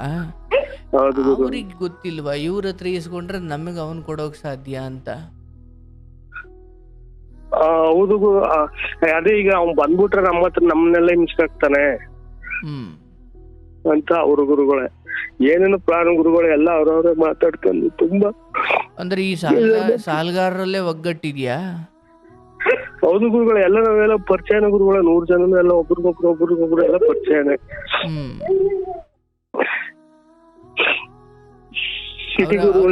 ಅವ್ರವ್ರೆ ಮಾತಾಡ್ಕೊಂಡ್ಬಿಡ್ತಾರೆ. ನಿಮಗೆ ಹೆಂಗ್ ವಾಪಸ್ ಮಾಡದೇ ಇರೋ ತರ ಮಾತಾಡ್ಕೊಂಡ್. ಹೌದು ಗುರುಗಳೇ. ನಿಮ್ ಮಗನಿಗೆ ಹಿಂಗೆಲ್ಲ ವಾಪಸ್ ಕೊಡ್ಬೇಕಾದವ್ರು ಕೊಡ್ತಾ ಇಲ್ಲ ಅಂತ ವಿಷಯ ಮುಟ್ಸಿದೀರಾ? ಗೊತ್ತು ಗುರುಗಳೇ, ಮಗನ್ ಗೊತ್ತು. ಬಟ್ ಯಾಕೆ ನೀವು ಕಾನೂನು ಮೂಲಕ ಹೋಗಬಾರ್ದು? ಅದೇ ಚೆಕ್ ಎಲ್ಲ ಕೊಟ್ಟವ್ರ ಗುರುಗಳೇ. ಅದು 3 ಚೆಕ್ ಅಂತ ಹಾಕ್ಬೋದಂತ ಗುರುಗಳೇ. ನಾನ್ ಲೈಸೆನ್ಸ್ ಎಲ್ಲ ರಿನ್ಯೂವಲ್ ಮಾಡ್ಸಿರ್ಲಿಲ್ಲ ಗುರುಗಳೇ. ರಿನ್ಯೂವಲ್ ಮಾಡ್ಸೋದು ನಿಲ್ಸ್ಬಿಟ್ಟಿದೆ. ಯಾವ್ದ್ರ ಲೈಸೆನ್ಸ್? ಚೆಕ್ ಫೈನಾನ್ಸ್ ಲೈಸೆನ್ಸ್ ಮಾಡ್ಸಿದ್ದೆ ಗುರುಗಳೇ. ಅದೀಗ 3-4 ಚೆಕ್ ಹಾಕ್ಬೋದು. ನೀವ್ ಎಲ್ಲ ಚೆಕ್ ಹಾಕಕ್ ಆಗಲ್ಲ. ಅದು ಚೆಕ್ ಹಾಕಿದ್ರೆ 5 ವರ್ಷ 4 ವರ್ಷ ಆಗುತ್ತೆ. ಆಮೇಲೆ ಎಲ್ಲಕ್ಕೂ ನೀವು ದಿನ ಕೋರ್ಟಲ್ಲಿ ನಿಂತಿರ್ಬೇಕಾಗತ್ತೆ ಅಂತಾರ ಗುರುಗಳ ರಾಯರು. ಯಾರು? ಲಾಯರು. ಓಕೆ. ಹೆಂಗಾದ್ರು ಹಂಗೆ ಹೆಂಗೆ ಸಮಾಧಾನ ಮಾಡಿ ಇಸ್ಕಲಿ ಅಂತಾರ ಗುರುಗಳೇ. ನಮ್ 3 ತಿಂಗಳಿಗೆ ಯಾರಿಗೂ ಫೋನ್ ಮಾಡಿಲ್ಲ ಗುರುಗಳೇ. ಯಾರಿಗೂ ಫೋನ್ ಮಾಡಿಲ್ಲ, ಯಾರು ಫೋನ್ ತೆಗಿಲ್ಲ, ನಾವು ಫೋನು ಮಾಡಿಲ್ಲ, ಯಾರು ಕೇಳಿಲ್ಲ ಗುರುಗಳು. ನೀವು ಸ್ವಲ್ಪ ಗಟ್ಟಿಯಾಗಿ ಯಾರನ್ನಾದ್ರೂ ಬಿಟ್ಟು ಕೇಳಿಸ್ಬೇಕು ತಾನೆ? ಹೌದು ಗುರುಗಳೇ. ಹೋಗಕ್ಕೆ ಭಯ ಆಗ್ತಾ ಇದೆ ಗುರುಗಳೇ. ಈಗ ನೀವು ಕೊಟ್ಟಿರೋರಿಗೆ ಭಯ ಪಟ್ಬಿಟ್ರೆ ಹೆಂಗೆ ಇದು? ಯಾತಕ್ ಮಾಡಿದ್ರೆ ವ್ಯವಹಾರ ಅನ್ಸುತ್ತೆ ಗುರುಗಳೇ ನಮ್ಮಂತವ್ರಿಗೆಲ್ಲ. ಕೆಟ್ಟ ಮೇಲೆ ಬುದ್ಧಿ ಬಂತು ಅನ್ನೋ ಹಾಗೆ ಯಾಕೆ ಈಗ ಮಾಡಿದೆ? ಅಯ್ಯೋ, ನನಗಿಂತ ಈ ಪೇಪರ್ ಹಾಕೊಂಡು ಹೆಗಲ ಮೇಲೆ ಚೀಲ ಇಟ್ಕೊಂಡು ಕೈಲೊಂದು ಕಟ್ಟಿ ಇಟ್ಕೊಂಡು ನಾಯಿ ಓಡಿಸಾಡ್ಕೊಂಡು ಸಿಕ್ ಪ್ಲಾಸ್ಟಿಕ್ ಹಾಕೊಂಡು ಓಡಾಡೋರೆ ನೆಮ್ಮದಿ ಆಗವರಲ್ಲಪ್ಪ ಅಂತ. ಈಗ ದಾರಿ ಹಾಗೆ ನಾವು ಕೊಡೋ 4-5 ಜನ ಮನೇಲಿ ಬೇರೆ ಹೋಗಿ ಎಲ್ಲ ಹಿಂಸೆ ಮಾಡ್ತಾರಂತ ಗುರುಗಳು, ದುಡ್ಡು ಕೊಡಿ ಇಲ್ಲ ಕರೆಸಿದವ್ರನ್ನ ಅಂತ ನಮ್ ಮಿಸಸ್ ಎಲ್ಲ ಹಿಂಸೆ ಮಾಡ್ತಾರಂತ. ನೋಡಿ ಎಲ್ಲ ಎಲ್ಲೆಲ್ಲಿ ಎಂತೆಂತ ಎಡವಟ್ಟುಗಳು, ಒಬ್ಬ ಮಾಡೋ ಎಡವಟ್ಟುಗಳಿಗೆ ಹೆಂಗೆ ಆಸ್ತಿನೂ ಎಲ್ಲ ಕಳ್ಕೊಬಿಟ್ಟೆ ಗುರುಗಳೇ. ನಾನೇ ನಮ್ ತಂದೆಯವರೆಲ್ಲ ಉಳಿಸ್ಬಿಟ್ಟು ಹೋಗಿದ್ರು, ಅದು ಕಳ್ಕೊಬಿಟ್ಟೆ. ದುಡ್ಡಿದ್ದಾಗ ಏನು ಮಾಡ್ಲಿಲ್ಲ ಗುರುಗಳೇ, ಅತಿ ಆಸೆ, ದುಡ್ಡು ಮಾಡ್ಬೇಕಿನ್ನು, ದುಡ್ಡು ಮಾಡ್ಬೇಕು ಅಂದ್ಬಿಟ್ಟು ಕೊಡೋರ್ತಾವೆಲ್ಲ ಈಸ್ಕೊಂಡು ಒಂಥರ ಹುಚ್ಚಿಡ್ಕೊಂಡ್ಬಿಡ್ತು ಗುರುಗಳೇ. ಸಾಲ ಮಾಡೋದೇ ಒಂಥರ ಅಡಿಟ್ ಆಗ್ಬಿಟ್ಟೆ, ಸಾಲ ಮಾಡಿ. ಕೊಡೋರು ಯಾವ ಧೈರ್ಯದ ಮೇಲೆ ಕೊಟ್ರು ನಿಮಗೆ? ಏನು ತಕ್ಕಲಿಲ್ಲ ಗುರುಗಳು, ಎಲ್ಲ ಅಂತ ಏನು ಪ್ರೂಫ್ ಕೇಳ್ತಿರ್ಲಿಲ್ಲ, ಕೇಳೋಷ್ಟು ಕೊಡ್ತಾ ಇದ್ರು. ಬಡ್ಡಿ ಕಟ್ತಿದ್ನಲ್ಲ ಗುರುಗಳೇ ಹಂಗೆ. ನಿಮಗೆ ಇಲ್ಲಿ ಲೆಕ್ಕ ಬುಕ್ಕ ಏನೂ ಇಲ್ಲ, ಇಲ್ಲಿ ಕೊಡೋರು ಕೊಡ್ಲಿಲ್ಲ ಅಥವಾ ನಾಳೆ ಒಂದು ದಿನ ಏನು ಕೆಟ್ಟ ಬಂದು ಡೈಲಿ ಆದಷ್ಟು ಕಲೆಕ್ಷನ್ ಮಾಡೋದು ಗುರುಗಳೇ. ನನಗೇನಾದ್ರು ಹೆಚ್ಚು ಕಡಿಮೆ ಚೀಟಿ ಅವ್ರು ಕೊಡ್ಬೇಕಾದ್ರೆ ಚೀಟಿ ಎತ್ಕೊಂಡಾಗ ಸಾಲ ಕೊಟ್ಬಿಡೋದು, ಈ ರೀತಿ ಮಾಡ್ಬಿಟ್ಟಿದ್ರು ಗುರುಗಳೇ. ಅದೇ ಅಲ್ಲೇದು ಇಲ್ಗಾಕಿ ಇಲ್ಲೇದು ಅಲ್ಗಾಕಿ ಬರೀ. ಹೌದು ಗುರುಗಳೇ ಸಾಲಕ್ಕೆ ಸಾಲ ಅಂತ ಮಾಡಿ. ನನಗನ್ಸಿದ್ರೆ ಯಾವುದೋ ಒಂದು ವ್ಯವಹಾರವನ್ನು ಗಟ್ಟಿಯಾಗಿ ಇಟ್ಕೊಂಡು ನಿಂತಿದ್ರೆ ಬಹುಶಃ ಅಲ್ಲಿ ಉದ್ಧಾರ ಆಗ್ತಿದ್ರಿ. ಹೌದು ಗುರುಗಳು, ಪೌಲ್ಟ್ರಿ ಫಾರಮೇ ಮಾಡ್ಕೊಂಡ್ಬಿಟ್ಟು ಉದ್ಧಾರ ಆಗ್ತಿದೆ ಗುರುಗಳೇ. ಇಲ್ಲ ಡೈರಿಲಿ ಎಲ್ಲೋ ಏನೋ ಆಗಿ ಸೇರ್ಕೊಂಡ್ರಲ್ಲ, ನಿಮ್ಮೂರ್ ಡೈರಿಲಿ ಯಾವ್ದೋ ಒಂದು ಹುದ್ದೆಗೂ ಸೇರ್ಕೊಂಡ್ರಲ್ಲ, ಅದೇ 25,000 ಕೊಡ್ತಿದ್ರು ಗುರುಗಳೇ. ಅದು ಮಾಡ್ಕೊಂಡು ನಿಮ್ದಷ್ಟು ಒಂದಷ್ಟು ಹಸು ಹಾಲು ಹಾಕ್ತಿದ್ರಿ, ಅದು ಮತ್ತೆ ಡೈರಿಲಿ ಕೆಲಸ ಮಾಡ್ಕೊಂಡು, ಇಲ್ಲ ಅದನ್ನ ಮಾಡ್ಕೊಂಡು, ಇಲ್ಲ ಪೋಲ್ಟ್ರಿ ಫಾರ್ಮ್ ಮಾಡ್ಕೊಂಡು, ಇಲ್ಲ ಇಲ್ಲಿ ಫೈನಾನ್ಷಿಯರ್ ಆಗಿ ಮಾಡ್ತಿದ್ರಿ, ಇದನ್ನ ಮಾಡ್ಕೊಂಡು, ಇಲ್ಲ ಇದೆಲ್ಲ ಬಿಟ್ಟು ನಾನು ಚೀಟಿ ಮಾಡ್ತೀನಿ, ನಿಲ್ಲಲೇ ಇಲ್ಲ ನೀವು.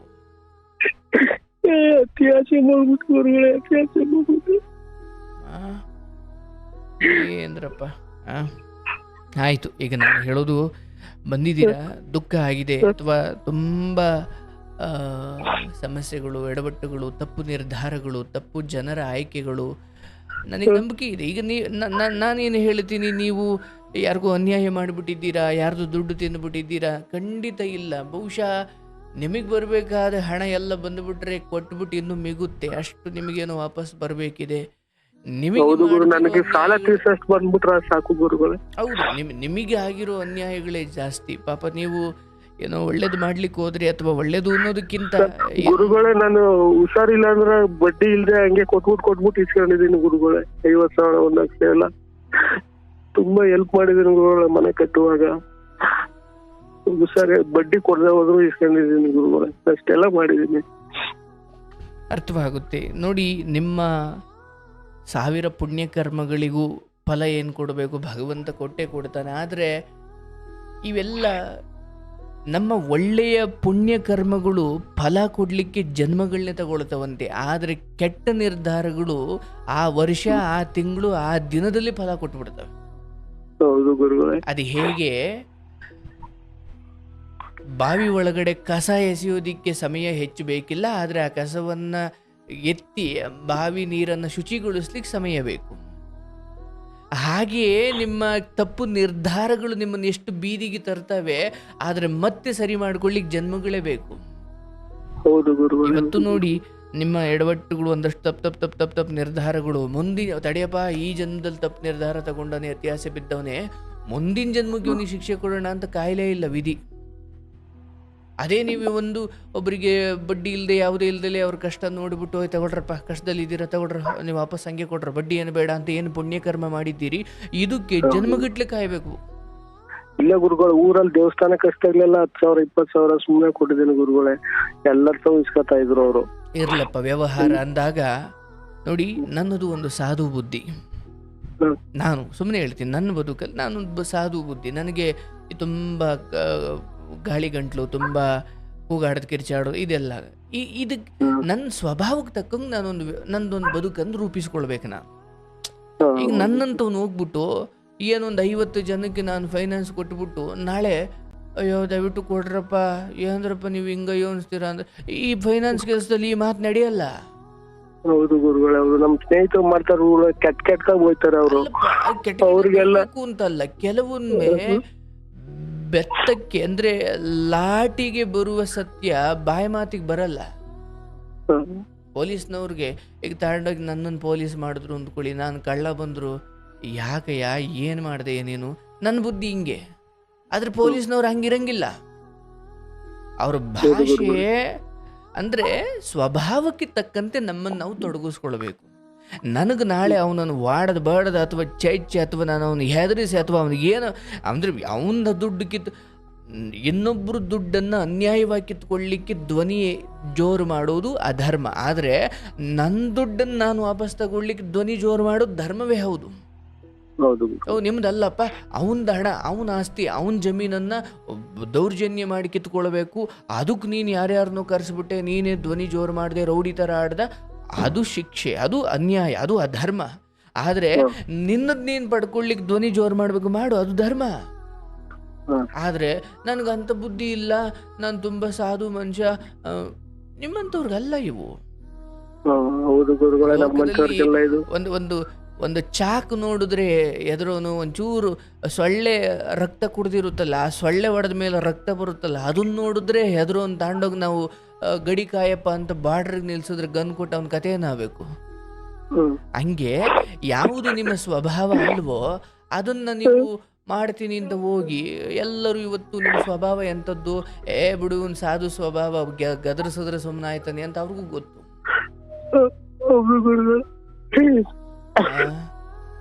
ಏನಪ್ಪ ಆಯ್ತು.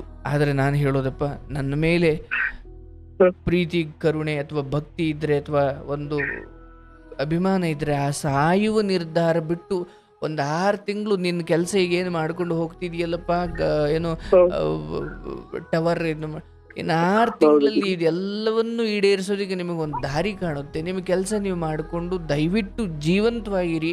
ದೇವರು ನಿಮಗೆ ಖಂಡಿತ ದ್ರೋಹ ಮಾಡಲ್ಲ. ನೋಡಿ, ಒಳ್ಳೇದು ಮಾಡಿದ್ದೀರಾ, ಆದರೆ ತಪ್ಪು ನೀವು ತುಂಬಾ ದೊಡ್ಡ ಮಾಡಿದ್ದೀರಿ, ಇಲ್ಲ ಅಂತ ನಾನು ಹೇಳಲ್ಲ. ಆದರೆ ಜೀವವನ್ನು ಕಾಪಾಡಿಕೊಳ್ಳಿ, ಜೀವಂತವಾಗಿರಿ. ನೋಡಿ, ಇಲ್ಲಿಂದ ಆಚೆಗೆ ಮುಂದಿನ ಮಾರ್ಚ್ ಅಥವಾ ಏಪ್ರಿಲ್ ವೇಳೆ ಒಳಗಡೆ ನಿಮಗೆ ದೇವರು, ನಮ್ಮ ಮನೆಯವರು 500 ಗ್ರಾಮ್ ಚಿನ್ನ ಇತ್ತು ಗುರುಗಳೇ, ಅದು ಎಲ್ಲ ಮದುವೆ ಗುರುಗಳೇ ಆಯ್ತು.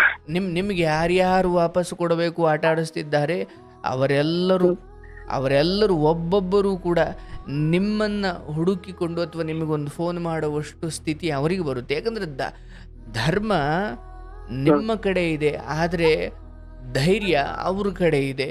ಧರ್ಮ ನಿಮಗೆ ನೋಡಿ, ಅವ್ರು ನಿಮಗೆ ಹಣ ಕೊಡಬೇಕು, ನಿಮ್ಗೆ ಅವರು ತಗೊಳಪ್ಪ ನೀನು ನನ್ನ ಕಷ್ಟ ಕೊಟ್ಟಿದೆ, ನಿಮಗೆ ಮೋಸ ಮಾಡಿಬಿಟ್ಟು ನಾವು ಅಥವಾ ನಿಮಗೆ ಆಟ ಆಡಿಸ್ಬಿಟ್ಟು ತಗೊಳ್ರಪ್ಪ ನಿಮಗೆ ನಾವು ಹಂಗೆ ಮಾಡಬಾರ್ದಿತ್ತು ಅಂತ ಅವ್ರು ಯಾರು ಬಾಗಬೇಕಿತ್ತು ಅವರು ಬೀಗ್ತಾ ಇದ್ದಾರೆ. ಬೀಗಬೇಕಾದವ್ರು ನೀವು ಬಾಗ್ತಾ ಇದ್ದೀರಿ, ಎಲ್ಲ ಉಲ್ಟಾ ಇಲ್ಲಿ. ದಬಾಯಿಸಿ ಕೇಳಬೇಕಾದವ್ರು ನೀವು ಅಳ್ತೀರಾ, ಅವ್ರು ಅಳ್ಬೇಕಾದವರು ತಲೆ ಹತ್ಕೊಂಡು ಓಡಾಡ್ತವ್ರೆ. ಸಾಯೋ ನಿರ್ಧಾರ ಬೇಡಪ್ಪ, ಜೀವನ ಪವಿತ್ರವಾದದ್ದು, ಒಮ್ಮೆಲೆ ಕಳ್ಕೊಂಡು ಬೇಡವೇ ಬೇಡ. ಸಾಯುವ ಯೋಚನೆ ಹೋಗ್ಬೇಕು ಅಂದ್ರೆ ಮೊದಲು ಆ ವಿಷದ ಬಾಟ್ಲಿಯನ್ನು ತೆಗೆದು ಆಚೆ ಎಸಿರಿ. ಮೊದಲು ಬದುಕ್ತೀನಿ ಅನ್ನೋದಕ್ಕೆ ಒಂದು ಭರವಸೆ ಇಟ್ಕೊಳ್ಳಿ. ಇಲ್ಲ, ನಾನು ಬದುಕ್ತೀನಿ, ಭಿಕ್ಷೆ ಬೇಡಿ ಆದರೂ ನಾನು ಎಲ್ಲೋ ಒಂದು ಕಡೆ ಜೀವಂತವಾಗಿರ್ತೀನಿ. ಯಾಕಂದ್ರೆ ಸಾವು ಅದಾಗೆ ಬರುತ್ತೆ, ಅದು ನಾನು ತಂದುಕೊಳ್ಳೋದಲ್ಲ. ಬೇಡ, ನಾನು ಹೇಳ್ತೀನಿ, ಕಡೆಗೆ ನಿಮ್ಮ ಮಕ್ಕಳು ಬಿಟ್ಟರು, ಹೆಂಡತಿ ಬಿಟ್ಟರು, ಎಲ್ಲ ನಿಮ್ಮನ್ನು ಕೈ ಬಿಟ್ಟರು ಕೂಡ ದೇವರು ಒಬ್ಬಿದ್ದಾನೆ. ಜೀವಂತವಾಗಿರಿ. ಇವತ್ತು ಎಲ್ಲೋ ಮೆಟ್ರೋ ಸ್ಟೇಷನ್ ನಡೆ ಮಲ್ಕೊಂಡು ಒಂದೊಂದು ತುತ್ತಿಗೂ ಭಿಕ್ಷೆ ಬೇಡ್ಕೊಂಡು ಪೇಪರ್ ಹಾಕೊಂಡು ಬದುಕ್ತಿದ್ದಾರಲ್ಲ. ಯಾವ ಇಲ್ಲೊಂದು ದೊಡ್ಡ ಮನೆ ಗುರುಗಳ ತಾಳ್ ಮನೆ ರೀತಿ ಆಯ್ತಲ್ಲ, ಒಂದು ರೂಮ್ ಕೊಟ್ಟಿದ್ದಾರೆ, ಅಲ್ಲಿ ಮಲ್ತೀನಿ ಗುರುಗಳೇ. ಆಯ್ತು ಪರಿಸ್ಥಿತಿ ನೋಡಿ. ಹರಿಶ್ಚಂದ್ರನಂತಹ ಮಹಾನುಭಾವ ರಾಜ ಅವನು ಸ್ಮಶಾನದಲ್ಲಿ ಮಲಗಬೇಕಾಯ್ತಲ್ವೇ? ಕಾಲ ಹಂಗ ಬರುತ್ತೆ. ನೀವು ಇದನ್ನ ನನಗೆ ಭಗವಂತ ಒಡ್ಡಿದ ಪರೀಕ್ಷೆ, ನಾನೇ ಮಾಡಿದ ನಿರ್ಧಾರಗಳ ಪ್ರತಿಫಲವನ್ನು ನಾನು ಅನುಭವಿಸ್ತಾ ಇದ್ದೀನಿ. ಆಯ್ತು, ಅದರಿಂದ ಒಳ್ಳೇದು ಬಂದಿದ್ರು ಅದು ನೀವೇ ಅನುಭವಿಸ್ತಿದ್ರಿ ಅಲ್ವೇ?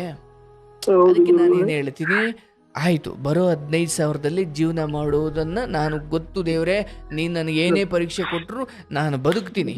ನಾನು ದೇವರು ನಿದ್ರೆ ನನ್ನ ಪ್ರಯತ್ನ ನಾನು ಮಾಡ್ತೀನಿ, ಕಲೆಕ್ಟ್ ಮಾಡಲಿಕ್ಕೆ ನಾನೇನು ಪ್ರಯತ್ನ ಮಾಡಬೇಕೋ ಮಾಡ್ತೀನಿ. ಆದರೆ ಹಿಂಸೆಯ ಮಾರ್ಗ ಹಿಡಿಬೇಡಿ, ಆಯ್ತಾ? ನೋಡಿ, ಇಲ್ಲಿ ನಿಮಗೇನು ವಾಪಸ್ ಕೊಡಬೇಕು ಅದನ್ನು ಸ್ಟೇಷನ್ಗೆ ಹೋಗಿ ಕಂಪ್ಲೇಂಟ್ ಕೊಟ್ಟಾದರೂ ಸರಿ, ನೀವು ಅದನ್ನ ಗಮನಕ್ಕೆ ತರಬೇಕು. ಅದನ್ನು ಬಿಟ್ಬಿಟ್ಟು ನಾನು ಸತ್ಬಿಟ್ಟು ಏನೋ ಮಾಡ್ಕೊಂಡು ಬಿಟ್ರೆ ಇಲ್ಲ. ಯಾವ ಸಾವಿನಿಂದ ವಿಷ ಕುಡಿಯೋದ್ರಿಂದ ಇದು ಯಾವುದು ಪರಿಹಾರ ಆಗಲ್ಲ. ಕಣ್ಣೊರೆಸ್ಕೊಳ್ಳಿ, ಎದ್ದೇಳಿ, ಜಗತ್ತು ವಿಶಾಲವಾಗಿದೆ, ಹೊರಗಡೆ ಬನ್ನಿ. ನೀವಿರೋ ಮನೆ ಪಾಳು ಬಿದ್ದಿರ್ಬೋದು, ಆದ್ರೆ ನಿಮ್ಮ ಜೀವನ ಇನ್ನೂ ಹಸಿರಾಗಿದೆ, ನಿಮಗಿನ್ನೂ ಆರೋಗ್ಯ ಇದೆ, ಹೆಂಡತಿ ಮಕ್ಕಳು. ಡಿಪ್ರೆಷನ್ ಊಟನೂ ಮಾಡಕ್ಕಾಗಲ್ಲ ಗುರುಗಳೇ ಸರಿಯಾಗಿ. ಹೌದು, ಇವತ್ತು ಒಂದು 10 ರೂಪಾಯಿ ಸಾಲ ಇಸ್ಕೊಂಡ್ರೆ ನೆಮ್ಮದಿಯಾಗಿರೋ ಕಾಲ. ಅಂಥದ್ರಲ್ಲಿ 70-80 ಲಕ್ಷ 40-50 ಲಕ್ಷ ಅಂದ್ರೆ ಸುಲಭ ಅಲ್ಲ. ಆದ್ರೆ ಏನಪ್ಪ, ಚೆನ್ನಾಗಿ ನಡೀತಿದ್ದ ಕಾಲದಲ್ಲಿ ಒಂಚೂರು ತಗ್ಗಿ ಬಗ್ಗಿ ಗೌರವಾನ್ವಿತವಾಗಿ, ಹೌದು ತಗ್ಗಿ ಬಗ್ಗಿ ನಡೆದಿದ್ದೀರಾ, ಆದ್ರೆ ಚೆನ್ನಾಗಿ ನಡೀತಿದ್ದ ಕಾಲದಲ್ಲಿ ಹಣ ಅಂತ ಬಂದಾಗ ಎಷ್ಟು ಕಟ್ನಿಟ್ಟಾಗಿರ್ಬೇಕು. ನಾನು ಹಂಗಿರ್ಲಿಲ್ಲ. ಒಂದೇ ಟೈಮಲ್ಲಿ ನನಗೆ ಇಷ್ಟ, ಅಯ್ಯೋ ನನ್ನ ಹೊಟ್ಟೆ ಇದೆ ಅಂದುಕೊಂಡು ಏನೇನೋ ತಿಂದ್ರೆ ಹೊಟ್ಟೆ ಕೆಟ್ಟು ಹೋಗುತ್ತೆ. ಹಂಗೆ ಕೈ ನಡೀತಾ ಇದೆ ಅಂದುಕೊಂಡು ನಾನಾ ವಿಚಾರ ಕೈ ಹಾಕಿದ್ರೆ ಜೀವನ ಕೆಟ್ಟು ಹೋಗುತ್ತೆ. ನಮ್ ತಂದೆಯವರು 1 ರೂಪಾಯಿನೂ ಸಾಲ ಮಾಡಿರ್ಲಿಲ್ಲ ಗುರುಗಳು, ಆ ರೀತಿ ಬದುಕಿದ್ರು. ನಾನು ಈ ರೀತಿ ಆಗ್ಬಿಟ್ಟೆ ಗುರುಗಳು. ಇರ್ಲಪ್ಪ, ಎಲ್ಲಾರ್ಗೂ ಒಂದು ಕೆಟ್ಟ ಗಳಿಗೆ ಅಂತ ಬಂದಂಗೆ ನಿಮಗೂ ಬಂದಿದೆ. ಜೀವನ ನನ್ನ ಹತ್ರ 1000 ಜನ ಕಾಂಟ್ಯಾಕ್ಟ್ ಇದೆ ಗುರುಗಳೇ, ಒಬ್ರು ಫೋನ್ ಮಾಡಿ ಹೆಂಗಿದೆಯಾ ಅಂತ ಕೇಳಲ್ಲ ಗುರುಗಳೇ. ಫೋನ್ ಮಾಡಲ್ಲ. ಜೀವನ ಇರೋದೇ ಹಾಗಪ್ಪ, ಯಾರಿಗೂ ನಿನ್ ಕಷ್ಟ ಬೇಕಿಲ್ಲ. ಈಗ ನಾಳೆ ಎಲ್ಲ ಸರಿ ಹೋದ್ಮೇಲೆ ಎಲ್ಲಾರ್ಗು ಹೋಗಿ ಒಂದು ಪತ್ರಿಕೆ ಕೊಟ್ಟು ನಮ್ಮ ಮಗನ ಮದ್ವೆ ಇದೆ ಅಥವಾ ನಮ್ಮ ಮನೇಲಿ ಇಂಥ ಕಾರ್ಯ ಇದೆ ಅಂತ ಕರಿಯಪ್ಪ, ಎಲ್ರು ಬರ್ತಾರೆ. ನೋಡಿ, ಜಗತ್ತಲ್ಲಿ ಜನರು ಕೆಟ್ಟವರು ಅಂತ ನಾನು ಹೇಳಲ್ಲ, ಇರೋದೇ ಹಾಗೆ. ಅವರು ಸಂತೋಷಕ್ಕೆ ಬೀದಿಲಿ ಹೋಗೋರೆಲ್ಲ ಬರ್ತಾರೆ, ದುಃಖಕ್ಕೆ ಯಾರು ಬರಲ್ಲ. ಹಾಗಾಗಿ ನಾವೇನು ಮಾಡಬೇಕು, ಎಲ್ಲ ಚೆನ್ನಾಗಿ ನಡೀತಿದ್ದ ಕಾಲದಲ್ಲೇ ಸ್ವಲ್ಪ ಅಯ್ಯೋ ಯಾಕಂದ್ರೆ ಹಣ ಎಷ್ಟು ಹುಚ್ಚಿಡಿಸುತ್ತೆ ಅಥವಾ ಹಣ ಎಷ್ಟು ಮನುಷ್ಯನನ್ನ ಕೆಡಿಸುತ್ತೆ, ಆ ಹಣ ಎಷ್ಟಿದ್ರೂ ಅಷ್ಟಿದ್ರೆ ಅದು ನಿಮ್ಮನ್ನ ಅರಳಿಸುತ್ತೆ. ಆದ್ರೆ ಮಿತಿ ಮೀರಿದ್ರೆ ಗರ ಗರ ಗರ ಗರ ಗರ ಸುತ್ತು ತಲೆ ಸುತ್ತಿ ಮೆರಿಬೇಕು, ಹಂಗೆ ನಶೆ ಅದು. ಹೌದು ಗುರುಗಳ, ಜೇಬಲ್ 1 ಲಕ್ಷ 2 ಲಕ್ಷ ಇಟ್ಕೊಂಡು ಈ ರೀತಿ ಎಲ್ಲ ಮಾಡಿ 100 ರೂಪಾಯಿ ಇಲ್ಲ ಗುರುಗಳ, ಜೇಬಲ್ 100 ರೂಪಾಯಿ ಸಿಗೋದಿಲ್ಲ.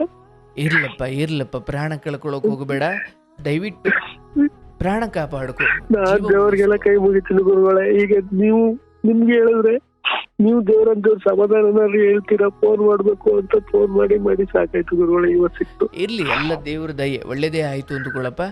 ನಾನು ಹೇಳ್ದಂಗೆ ಇನ್ನೊಂದು 6 ತಿಂಗಳು ನೀವು ಜೀವಂತವಾಗಿರಿ, ನಿಮ್ಮ ಕೆಲಸ ನೀವು ಶ್ರದ್ಧೆಯಿಂದ ಮಾಡಿ. ಅದನ್ನು ಬಿಟ್ಟರೆ ನೀವು ಯಾವುದಕ್ಕೂ ನಾನು ವಿಷದ ಬಾಟ್ಲಿ ಇಟ್ಕೊಂಡ್ಬಿಟ್ಟಿದ್ದೀನಿ, ನಾನು ಸಾಯ್ತೀನಿ. ನೋಡಿ, ಈ ಸಮಯದಲ್ಲಿ ನೀವೇನೇ ಮಾಡಿಕೊಂಡ್ರು ಕೂಡ ನಿಮ್ಮ ಕುಟುಂಬಕ್ಕೆ ಅದಕ್ಕೊಂದು ಕಳಂಕ ಅಲ್ವಾ? ನೀವು ಆಯ್ತು, ನೀವು ಒಳ್ಳೆ ತೀರಾ ಯಾರ್ದೋ ಬದುಕು. ನಮ್ ತಾಯಿ ಬೇರೆ ಅವರ ಗುರುಗಳೇ, ನಮ್ ತಾಯಿ 2 ವರ್ಷ ಆಯ್ತು ಗುರುಗಳೇ ಊರಲ್ಲಿ ನೋಡಕ್ ಹೋಗಿ. ಅಕ್ಕ ಅವ್ರ ಜೊತೆ ಅವರ ಗುರುಗಳ ತಾಯಿ ಅವರು ನೋಡಕ್ ಹೋಗಕ್ಕಾಗಿಲ್ಲ. ಅವ್ರಿಗೆ ಎಷ್ಟು ಬೇಜಾರೈತೆ ಅಂತ ಗೊತ್ತಿಲ್ಲ ಗುರುಗಳೇ.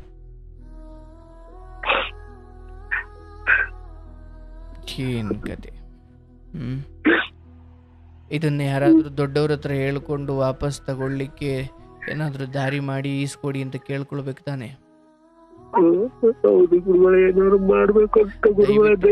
ಪರಿಹಾರದ ಕಡೆ ಗಮನ ಕೊಡಿ. ಸಾವಿನ ಆಲೋಚನೆ ಬಂದ್ಬಿಟ್ರೆ ನಿಮಗೆ ಪರಿಹಾರ ಬಂದು ಬಾಗಿಲು ತಟ್ಟಿದ್ರು ಕೂಡ ನಿಮ್ಮ ಸಾವಿನ ಆಲೋಚನೆಯಿಂದ ಆ ಪರಿಹಾರವನ್ನ ನೀವು ಗುರುತಿಸೋಕೆ ಆಗದೆ ಇರುವಷ್ಟು ಡಿಪ್ರೆಷನ್ಗೆ ಹೋಗಿರ್ತೀರ. ಆ ಸಮಯದಲ್ಲಿ ನಿಮಗೆ ಬಂಗಾರವೂ ಕೂಡ ಕಲ್ಲಿದ್ಲು ತರನೇ ಕಾಣುತ್ತೆ. ಹಾಗಾಗಿ ಪರಿಹಾರ ಬಂದರೂ ಕೂಡ ನಿಮಗೆ ಅದು ಗೊತ್ತಾಗಲ್ಲ. ನಾನು ಹೇಳೋದು, ಎಲ್ಲ ಪ್ರಯತ್ನವನ್ನು ನಿಮ್ಮ ಕೈಲಿ ಒಂದು ಈ ಜಗತ್ತಲ್ಲಿ ಕೋಟಿ ಪರಿಹಾರ ಮಾರ್ಗಗಳಿದ್ದಾವೆ ಅಂದುಕೊಳ್ಳಿ. ಈಗ ಇಷ್ಟು ಮಾಡಿದ್ದೀರ, ನಾಳೆ ಯಾರು ದೊಡ್ಡವ್ರ ಹತ್ರ ಹೋಗಿ ಕೈ ಕಾಲು ಹಿಡಿದು ಬೀಳ್ಕೊಡಿ, ನಮಗೆ ಇಷ್ಟು ಹಣ ಬರಬೇಕು, ಅಷ್ಟರಲ್ಲಿ ನಿಮಗೆ ಇಷ್ಟು ಕೊಡ್ತೀನಿ, ನನಗೆ ಇಷ್ಟು ಈಸ್ಕೊಡಿ, ಹೆಂಗಾದ್ರೂ ಮಾಡಿ ನನಗೆ ಹಣ ಈಸ್ಕೊಡಿ, ಏನೋ 1000 ದಾರಿಗಳಿದ್ದಾವೆ ನೋಡಿ. ದಯವಿಟ್ಟು ಆ ಥರ ಪ್ರಯತ್ನ ಮಾಡಿ. ಸಾಯೋದಿಕ್ಕಂತೂ ಹೋಗಬೇಡಿ. ಹಂಗೆ ಸತ್ರೆ ಧರ್ಮಕ್ಕೆ ಅವಮಾನ ಆದಂಗೆ. ಕೊಟ್ಟವನು ಸಾಯ್ತಾನೆ, ಈಸ್ಕೊಂಡವನು ಮೋಸ ಮಾಡಿದವನು ಬದುಕ್ತಾನೆ ಅಂದ್ರೆ ಅದು ಧರ್ಮಕ್ಕೆ ಅಪಚಾರ. ದಯವಿಟ್ಟು ಹಂಗೆ ಮಾಡೋಕೆ ಹೋಗಬೇಡಿ, ಪ್ರಯತ್ನ ಮಾಡಿ. ನಾನು ಹೇಳ್ದಂಗೆ ಇನ್ನೊಂದು 6 ತಿಂಗಳು ನೀವು ಜೀವಂತವಾಗಿ ನಿಮ್ಮ ಏನು ಸ್ವಲ್ಪ ದಯವಿಟ್ಟು 6 ತಿಂಗಳು ಅಂತಲ್ಲ, ನಿಮ್ಮ ಪೂರ್ಣ ಆಯಸ್ಸು ನೀವು ಚೆನ್ನಾಗಿರಬೇಕು. ಆದ್ರೆ 6 ತಿಂಗಳಲ್ಲಿ ಒಳ್ಳೇದಾಗುತ್ತೆ ಅಂತ ಅರ್ಥ ಹೇಳಿದ್ದು. ನಾನು ಹೇಳಿದ 6 ತಿಂಗಳಾದ್ಮೇಲೆ ಸತ್ಬಿಡಿ ಅಂತ ಅಲ್ಲ. 6 ತಿಂಗಳು ಯಾವ ಕೊಡಬೇಕಾದವರೆಲ್ಲ ನಿಮಗೆ. ಬಟ್ ನಾನೇನು ಹೇಳ್ತೀನಿ, ಸ್ವಲ್ಪ ಇದಕ್ಕೆ ಒಂಚೂರು ಕಠಿಣವಾದ ಮಾರ್ಗ. ಸ್ಟೇಷನ್ಗೆ ಹೋಗೋದು, ಪೊಲೀಸ್ ಕಂಪ್ಲೇಂಟ್ ಕೊಡೋದು, ಅಥವಾ ದೊಡ್ಡವ್ರ ಮೂಲಕ ಯಾವುದು ಅದನ್ನ ಹೆಂಗ್ ವಸೂಲಿ ಮಾಡಬೇಕು ನಿಮಗೆ ಗುರುಗಳೇ ನನಗೆ ಓಕೆ ಧೈರ್ಯ ಇಲ್ಲ ಗುರುಗಳೇ. ನಾನ್ ಕೊಡ್ಬೇಕಾದ್ರೆ ಅವ್ರು ಹೊಡೆದು ಬಿಡ್ತಾರೆ ಅಂತ ಭಯ ಗುರುಗಳು. ಏನಾಗಲ್ಲ ಅವ್ರಿಗೂ ಹೇಳಿ ನಾನು ಇವ್ರ ಹತ್ರ ಇಸ್ಕೊಂಡೆ ನಿಮಗೆ ಕೊಡಬೇಕು, ನೀವು ಈಗ ಸ್ವಲ್ಪ ಸುಮ್ಮನೆ ಇದ್ರೆ ಸರಿ, ನಾನು ಆಮೇಲೆ ಇಸ್ಕೊಂಡು ನಿಮಗೆ ಕೊಡ್ತೀನಿ ಅಂತ ನೀವು ಅದನ್ನ ಬಿಡಿ. ನೋಡಿ, ಭಯ ಬೀಳಲಿಕ್ಕೆ ನೀವು ಯಾರಿಗೂ ಅನ್ಯಾಯ ಮಾಡಿಲ್ಲ. ಕೊಡಬೇಕು ವಾಪಸ್ಸು ಅನ್ನೋದು ನಿಮ್ಮ ತಲೆಯಲ್ಲಿ ಇದೆ. ಯಾರು ಎಷ್ಟೋ ಜನ ಮಾಡ್ಬಿಟ್ಟು ಕೋಟಿ ಬಿಟ್ಬಿಟ್ಟು ದೇಶ ಬಿಟ್ಟು ಹೋಗ್ತಾರಲ್ಲ, ಕೋಟಿ ಇಲ್ಲ ಗುರುಗಳೇ, ನನಗೆ ಆಸ್ತಿ ಇದ್ರೆ ಮಾರ್ಬಿಟ್ಟು ಕೊಟ್ಬಿಡ್ತಿದ್ದೆ ಗುರುಗಳೇ. ಆಸ್ತಿ ಇಲ್ಲ ಈಗ ಯಾವ್ದು. ಆಯ್ತು, ಆಸ್ತಿ ವಿಚಾರಕ್ಕೆ ಹೋಗೋದು ಬೇಡ, ಮಗನಿಗೆ ಇರೋದಾದ್ರೂ ಉಳಿಲಿ ಅಷ್ಟೋ ಇಷ್ಟೋ. ಇಲ್ಲಿ ಸ್ವಲ್ಪ ಯಾರು ಒಂಚೂರು ಅಧಿಕಾರಿಗಳ ಅಧಿಕಾರ ಇರೋರ್ದು ಮನೆ ಬಳಿ ಹೋಗಿ ನಿಮ್ಮ ಕಷ್ಟ ಹೇಳ್ಕೊಂಡು ನಮಗೆ ಇಷ್ಟ ಆಗಬೇಕು, ಇಲ್ಲ ಯಾವುದೂ ಆಗಲಿಲ್ಲ ಅಂದಾಗ ನೋಡಿ, ನನಗೆ ಕೊಡಬೇಕಾಗಿದ್ದು ಕೊಟ್ಟಿಲ್ಲ ಭಗವಂತ, ಅದಕ್ಕೆ ನಾನು ಯಾರಿಗೆ ಕೊಡಬೇಕು ಅವ್ರಿಗೆ ಕೊಡ್ಲಿಕ್ಕೆ ಆಗ್ತಿಲ್ಲ, ಇದರಲ್ಲಿ ನಂದೇನು ತಪ್ಪಿಲ್ಲ ಅಂದುಕೊಂಡು ನಿಮ್ಮ ಕೆಲಸ ನೀವು ಮಾಡ್ಕೊಂಡು ಇರಿ. ಮುಂದಿಂದ ಏನಾಗುತ್ತೋ ಆಗಲಿ, ಅದಕ್ಕೆ ನೀವು ಯಾಕೆ ತಲೆ ಕೆಡಿಸ್ಕೊಳ್ತೀರಾ? ಬೇಡ ಬೇಡ, ತುಂಬ ದುಃಖ ಬೇಡ. ಬಟ್ ನನಗನ್ಸುತ್ತೆ ನೀವೊಂಚೂರು ಪ್ರಯತ್ನ ಮಾಡಿ ದೊಡ್ಡವ್ರದ್ದು ಯಾರನ್ನೂ ಕೈಯು ಕಾಲು ಹಿಡಿದು ಕೇಳಿಕೊಂಡ್ರೆ ಇದು ಹಾಗೇ ಆಗುತ್ತೆ. ಧೈರ್ಯವಾಗಿರಿ, ಇರೋ ಕೆಲಸವನ್ನು ಶ್ರದ್ಧೆಯಿಂದ ಮಾಡಿ, ತಾಯಿ ಅಲ್ಲಿರಲಿ, ಮುಂದೆ ಹೋಗ್ಲಿ ಒಂದು 6-7 ತಿಂಗಳು, ಆಮೇಲೆ ಮತ್ತೆಲ್ಲ ಒಂಚೂರು ಅಷ್ಟೋ ಇಷ್ಟು ನಿಮ್ಗೆ ಉಸಿರಾಡುವಷ್ಟು ಒಳ್ಳೆ ಕಾಲ ಬರುತ್ತೆ. ನೀವು ಜೀವಂತವಾಗಿರಿ, ಪವಾಡು ಥರ ನಡೆಯುತ್ತೆ, ಎಲ್ಲ ಒಳ್ಳೇದಾಗುತ್ತೆ.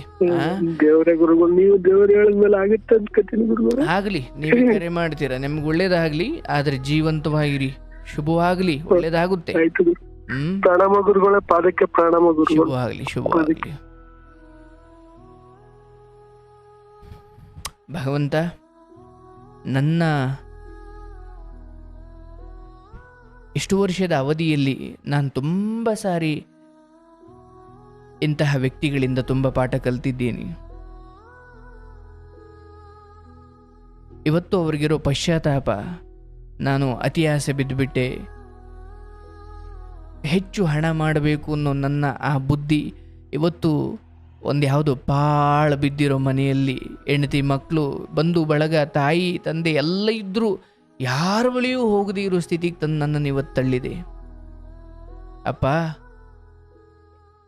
ವಿಧಿಯೇ ಏನು ನಿನ್ನ ಆಟ ಅಂತ ನಮ್ಮನ್ನು ನಾವು ಪ್ರಶ್ನೆ ಮಾಡಿಕೊಳ್ಬೇಕು, ಬದುಕನ್ನು ಅರ್ಥ ಮಾಡಿಕೊಳ್ಬೇಕು.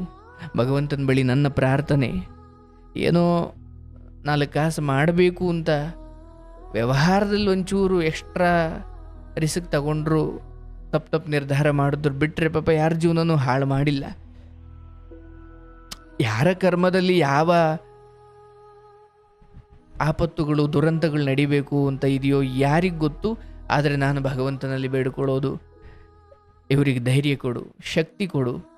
ಯಾರ್ಯಾರು ಇವರಿಗೆ ಹಣ ಕೊಡಬೇಕೋ ಅವರಿಗೆ ಸದ್ಬುದ್ಧಿಯನ್ನು ಕೊಟ್ಟು ಆ ಎಲ್ಲವೂ ಇವರಿಗೆ ಕೂಡು ಬರಲಿ, ಇವರ ಹಣ ಇವ್ರಿಗೆ ಸಿಗಲಿ. ಇವ್ರಿಗೆ ಹಣ ಸಿಕ್ಕರೆ, ಇವ್ರಿಗೆ ಬರಬೇಕಾದ ಹಣ ಇವ್ರಿಗೆ ಬಂದರೆ, ಇವ್ರು ಯಾರಿಗೆ ಕೊಡಬೇಕೋ ಅವ್ರಿಗೆ ಕೊಡ್ಬೋದು ಅಲ್ವಾ? ಅದಕ್ಕೆ ನಾನು ಹೇಳ್ತೀನಲ್ಲ, ಬದುಕಿದ್ದಾಗ ಸ್ವಲ್ಪ ದಾನ ಧರ್ಮ ಮಾಡಿ. 100 ರೂಪಾಯಿ ದುಡಿದ್ರೆ ಒಂದು 10 ರೂಪಾಯಿ ಸಮಾಜಕ್ಕೆ ಕೊಡೋದಿರಬೇಕು, ಒಂದು 5 ರೂಪಾಯಿ ಆದರೂ ಕೊಡೋದಿರಬೇಕು. ಎಲ್ಲ ನಂಗೆ 100 ರೂಪಾಯಿ ಇದ್ದರೆ ನಾನು 1 ರೂಪಾಯಿನೂ ಸಮಾಜಕ್ಕೆ ಕೊಡಲ್ಲ, ಯಾವುದೋ ಒಳ್ಳೆ ಕಾರ್ಯಗಳಿಗೆ, ದೇವಸ್ಥಾನ ಕಟ್ಟೋಕ್ಕೋ, ಆಶ್ರಮಗಳಿಗೋ, ಮಠಮಾನ್ಯಗಳಿಗೋ, ಅಥವಾ ಯಾವುದೋ ಯಾರಿಗೂ ಕೊಡಬೇಡಿ. ನೀವೇ ಒಂದೇನೋ ಒಳ್ಳೆ ಕೆಲಸ ಮಾಡಿ. ಎಲ್ಲ ನಾನು ಸಮಾಜ ಎಲ್ಲಿ ಬದುಕ್ತಾ ಇದ್ದೀವಿ, ಸಮಾಜದಿಂದಲೇ ತಗೊಂಡಿದ್ದೀವಿ, ಮತ್ತು ಸಮಾಜಕ್ಕೆ 100 ರೂಪಾಯಿ ತಗೊಂಡಿದ್ದೀವಿ. 5 ರೂಪಾಯಿ ಆದರೂ 1 ರೂಪಾಯಿ ಆದರೂ ಕೊಡೋ ಬುದ್ಧಿ ಬರಲಿಲ್ಲ. ಕೊಡಬೇಕಾದ ಜಾಗದಲ್ಲಿ ಕೊಡಲಿಲ್ಲ ಅಂದರೆ ಕೊಡಬಾರ್ದ ಜಾಗದಲ್ಲೆಲ್ಲ ಕೊಡಬೇಕಾಗುತ್ತೆ, ನೆನಪಿರಲಿ. ಅದಕ್ಕೆ ದೊಡ್ಡವರು ಹೇಳ್ತಾರೆ, ಅಯ್ಯ ನೀನು ದಾನ ಧರ್ಮವಾಗಿ ಸಮಾಜಕ್ಕೆ ಅಂತ ಒಂಚೂರು ಹಣ ಕೊಡದೆ ಹೋದರೆ, ಅಥವಾ ದಾನ ಧರ್ಮಗಳನ್ನು ನೀನೇ ಸ್ವಯಂ ನಿಂತು ಮಾಡದೆ ಹೋದರೆ, ರೋಗ ಬಂದೋ ಇಲ್ಲ ಕಳ್ಳತನದ ರೂಪದಲ್ಲೋ ಇನ್ಯಾವುದೋ ನಷ್ಟ ಯಾವುದೂ ಇರ್ಬೋದು, ಅದು ಪ್ರಕೃತಿ ವಿಕೋಪ ಇರ್ಬೋದು, ಮಳೆ ಬಂದು ನಿಮ್ಮನೆ ಮುಚ್ಚಿ ಹೋಗ್ಬೋದು, ಭೂಕಂಪ ಆಗಿ ನಿಮ್ಮನೆ ಬಿದ್ದು ಹೋಗ್ಬೋದು, ಇಲ್ಲ ರೋಗ ಬಂದು ಹೋಗ್ಬೋದು. ಯಾವುದೋ ಮೂಲಕ ಆ ಹಣ ಅಲ್ಲಿ ಹೋಗೇ ಹೋಗುತ್ತೆ. ಹಂಗೆ ಹೋಗಬಾರ್ದು ಅಂದರೆ ಇಲ್ಲಿ ಒಳ್ಳೇದು ಕೊಟ್ಟುಬಿಡು ಅಂತ. 100 ರೂಪಾಯಿಲಿ 5 ರೂಪಾಯಿ ಕೊಡಿ, ಕೊಡಿ ಅಂದರೆ ಯಾರಿಗೋ ಕೊಡಿ ಅಂತ ಅಲ್ಲ, ನೀವೇ ಏನೋ ಮಾಡಿ. ನಿಮ್ಮೂರಿನ ಶಾಲೆಗಳ ಮಕ್ಕಳಿಗೆ, ಬಡವರು ಯಾರೋ ಮಕ್ಕಳಿಗೆ ಒಂಚೂರು ಏನೋ ಮಾಡಿ. ಇಲ್ಲ ಮನೆ ಮೇಲೆ ಪಕ್ಷಿಗಳಿಗೆ ಒಂದು ದೊಡ್ಡ ಬೋಲಲ್ಲಿ ಒಂದಿಷ್ಟು ತಿಂಡಿ, ಒಂದಿಷ್ಟು ಅವು ತಿನ್ನೋ ಊಟ ಅಥವಾ ನೀರಿನ ವ್ಯವಸ್ಥೆ ಮಾಡಿ, ಒಂಚೂರು ಏನೋ ಮಾಡಿ. ನೀವು ಆಶ್ರಮಕ್ಕೆ ಮಠಗಳಿಗೆ ಕೊಡಬೇಕು ಹೋಗ್ಬೋದು, ಬೇಡ ಕೊಡಬೇಡಿ. ಏನೋ ಒಂಚೂರು ನೀವೇ ಉಪಕಾರ ಮಾಡಿ. ಆಗ ನೋಡಿ ನಿಮ್ಮ ಮನೆ ಆರೋಗ್ಯವಾಗಿರುತ್ತೆ, ನಿಮ್ಮ ಮನೆ ನೆಮ್ಮದಿಯ ತಾಣವಾಗುತ್ತೆ, ಮಂತ್ರಾಲಯವಾಗುತ್ತೆ. ಮೂಕ ಪ್ರಾಣಿ ಎಲ್ಲೋ ಒಂದು ವಾರಕ್ಕೊಮ್ಮೆ ಬೀದಿ ನಾಯಿಗಳಿಗೆ ಊಟ ಹಾಕಿ, ಆಗಲಿಲ್ವ ಪಕ್ಷಿಗಳಿಗೆ ಪ್ರತಿದಿನ ಏನೋ ಒಂದು ಸ್ವಲ್ಪ ಕಾಳುಗಳು, ನೀರು. ಸಮಾಜದ ಅಥವಾ ಈ ಪರಿಸರದ ಹಿತವನ್ನು ಯಾರು ಬಯಸೋದಿಲ್ವೋ, ಕೊಡಬೇಕಾಗಿ ಇರೋದು ಕೊಡೋದಿಲ್ವೋ, ಭಗವಂತ ಬೇರೆ ದಾರಿಯಲ್ಲಿ ಕಿತ್ತುಕೊಳ್ತಾ ನೀವು ಕೊಡದೆ ಹೋದರೆ ಅಲ್ವಾ. ಇರಲಿ ಪಾಪ, ದುಃಖದಲ್ಲಿದ್ದಾರೆ, ಒಳ್ಳೆಯದಾಗಲಿ, ಅವರ ಕಷ್ಟ ನಿವಾರಣೆ ಆಗಲಿ. ಭಗವಂತ ನಿಮ್ಮನ್ನು ಚೆನ್ನಾಗಿಡಲಿ. ನೋಡಿ, ಅವರು ಯಾವ ಸ್ಥಿತಿಲಿ, ನಾನು ವಿಷದ ಬಾಟ್ಲಿ ಇಲ್ಲೇ ಪಕ್ಕದಲ್ಲೇ ಇಟ್ಕೊಂಡಿದ್ದೀನಿ ಗುರುಗಳೇ ಅಂತಾರೆ. ಪಾಪ ಆ ಸ್ಥಿತಿಯಲ್ಲಿ ನೋಡ್ಲಿಕ್ಕೆ ಬಹಳ ಕಷ್ಟ ಆಗುತ್ತೆ. ಅವ್ರ ವಯಸ್ಸಾದ ತಾಯಿ ನನ್ನ ಮಗ ಬರ್ತಾನೆ ಅಂತ ಅವರು ಕಾಯ್ತಾ ಇದ್ದಾರೆ. ಯಾವುದೇ ಕಾರಣಕ್ಕೂ ಧರ್ಮಗಳ ಪ್ರಜ್ಞೆಯನ್ನು ಮನುಷ್ಯ ತಪ್ಪಬಾರ್ದು.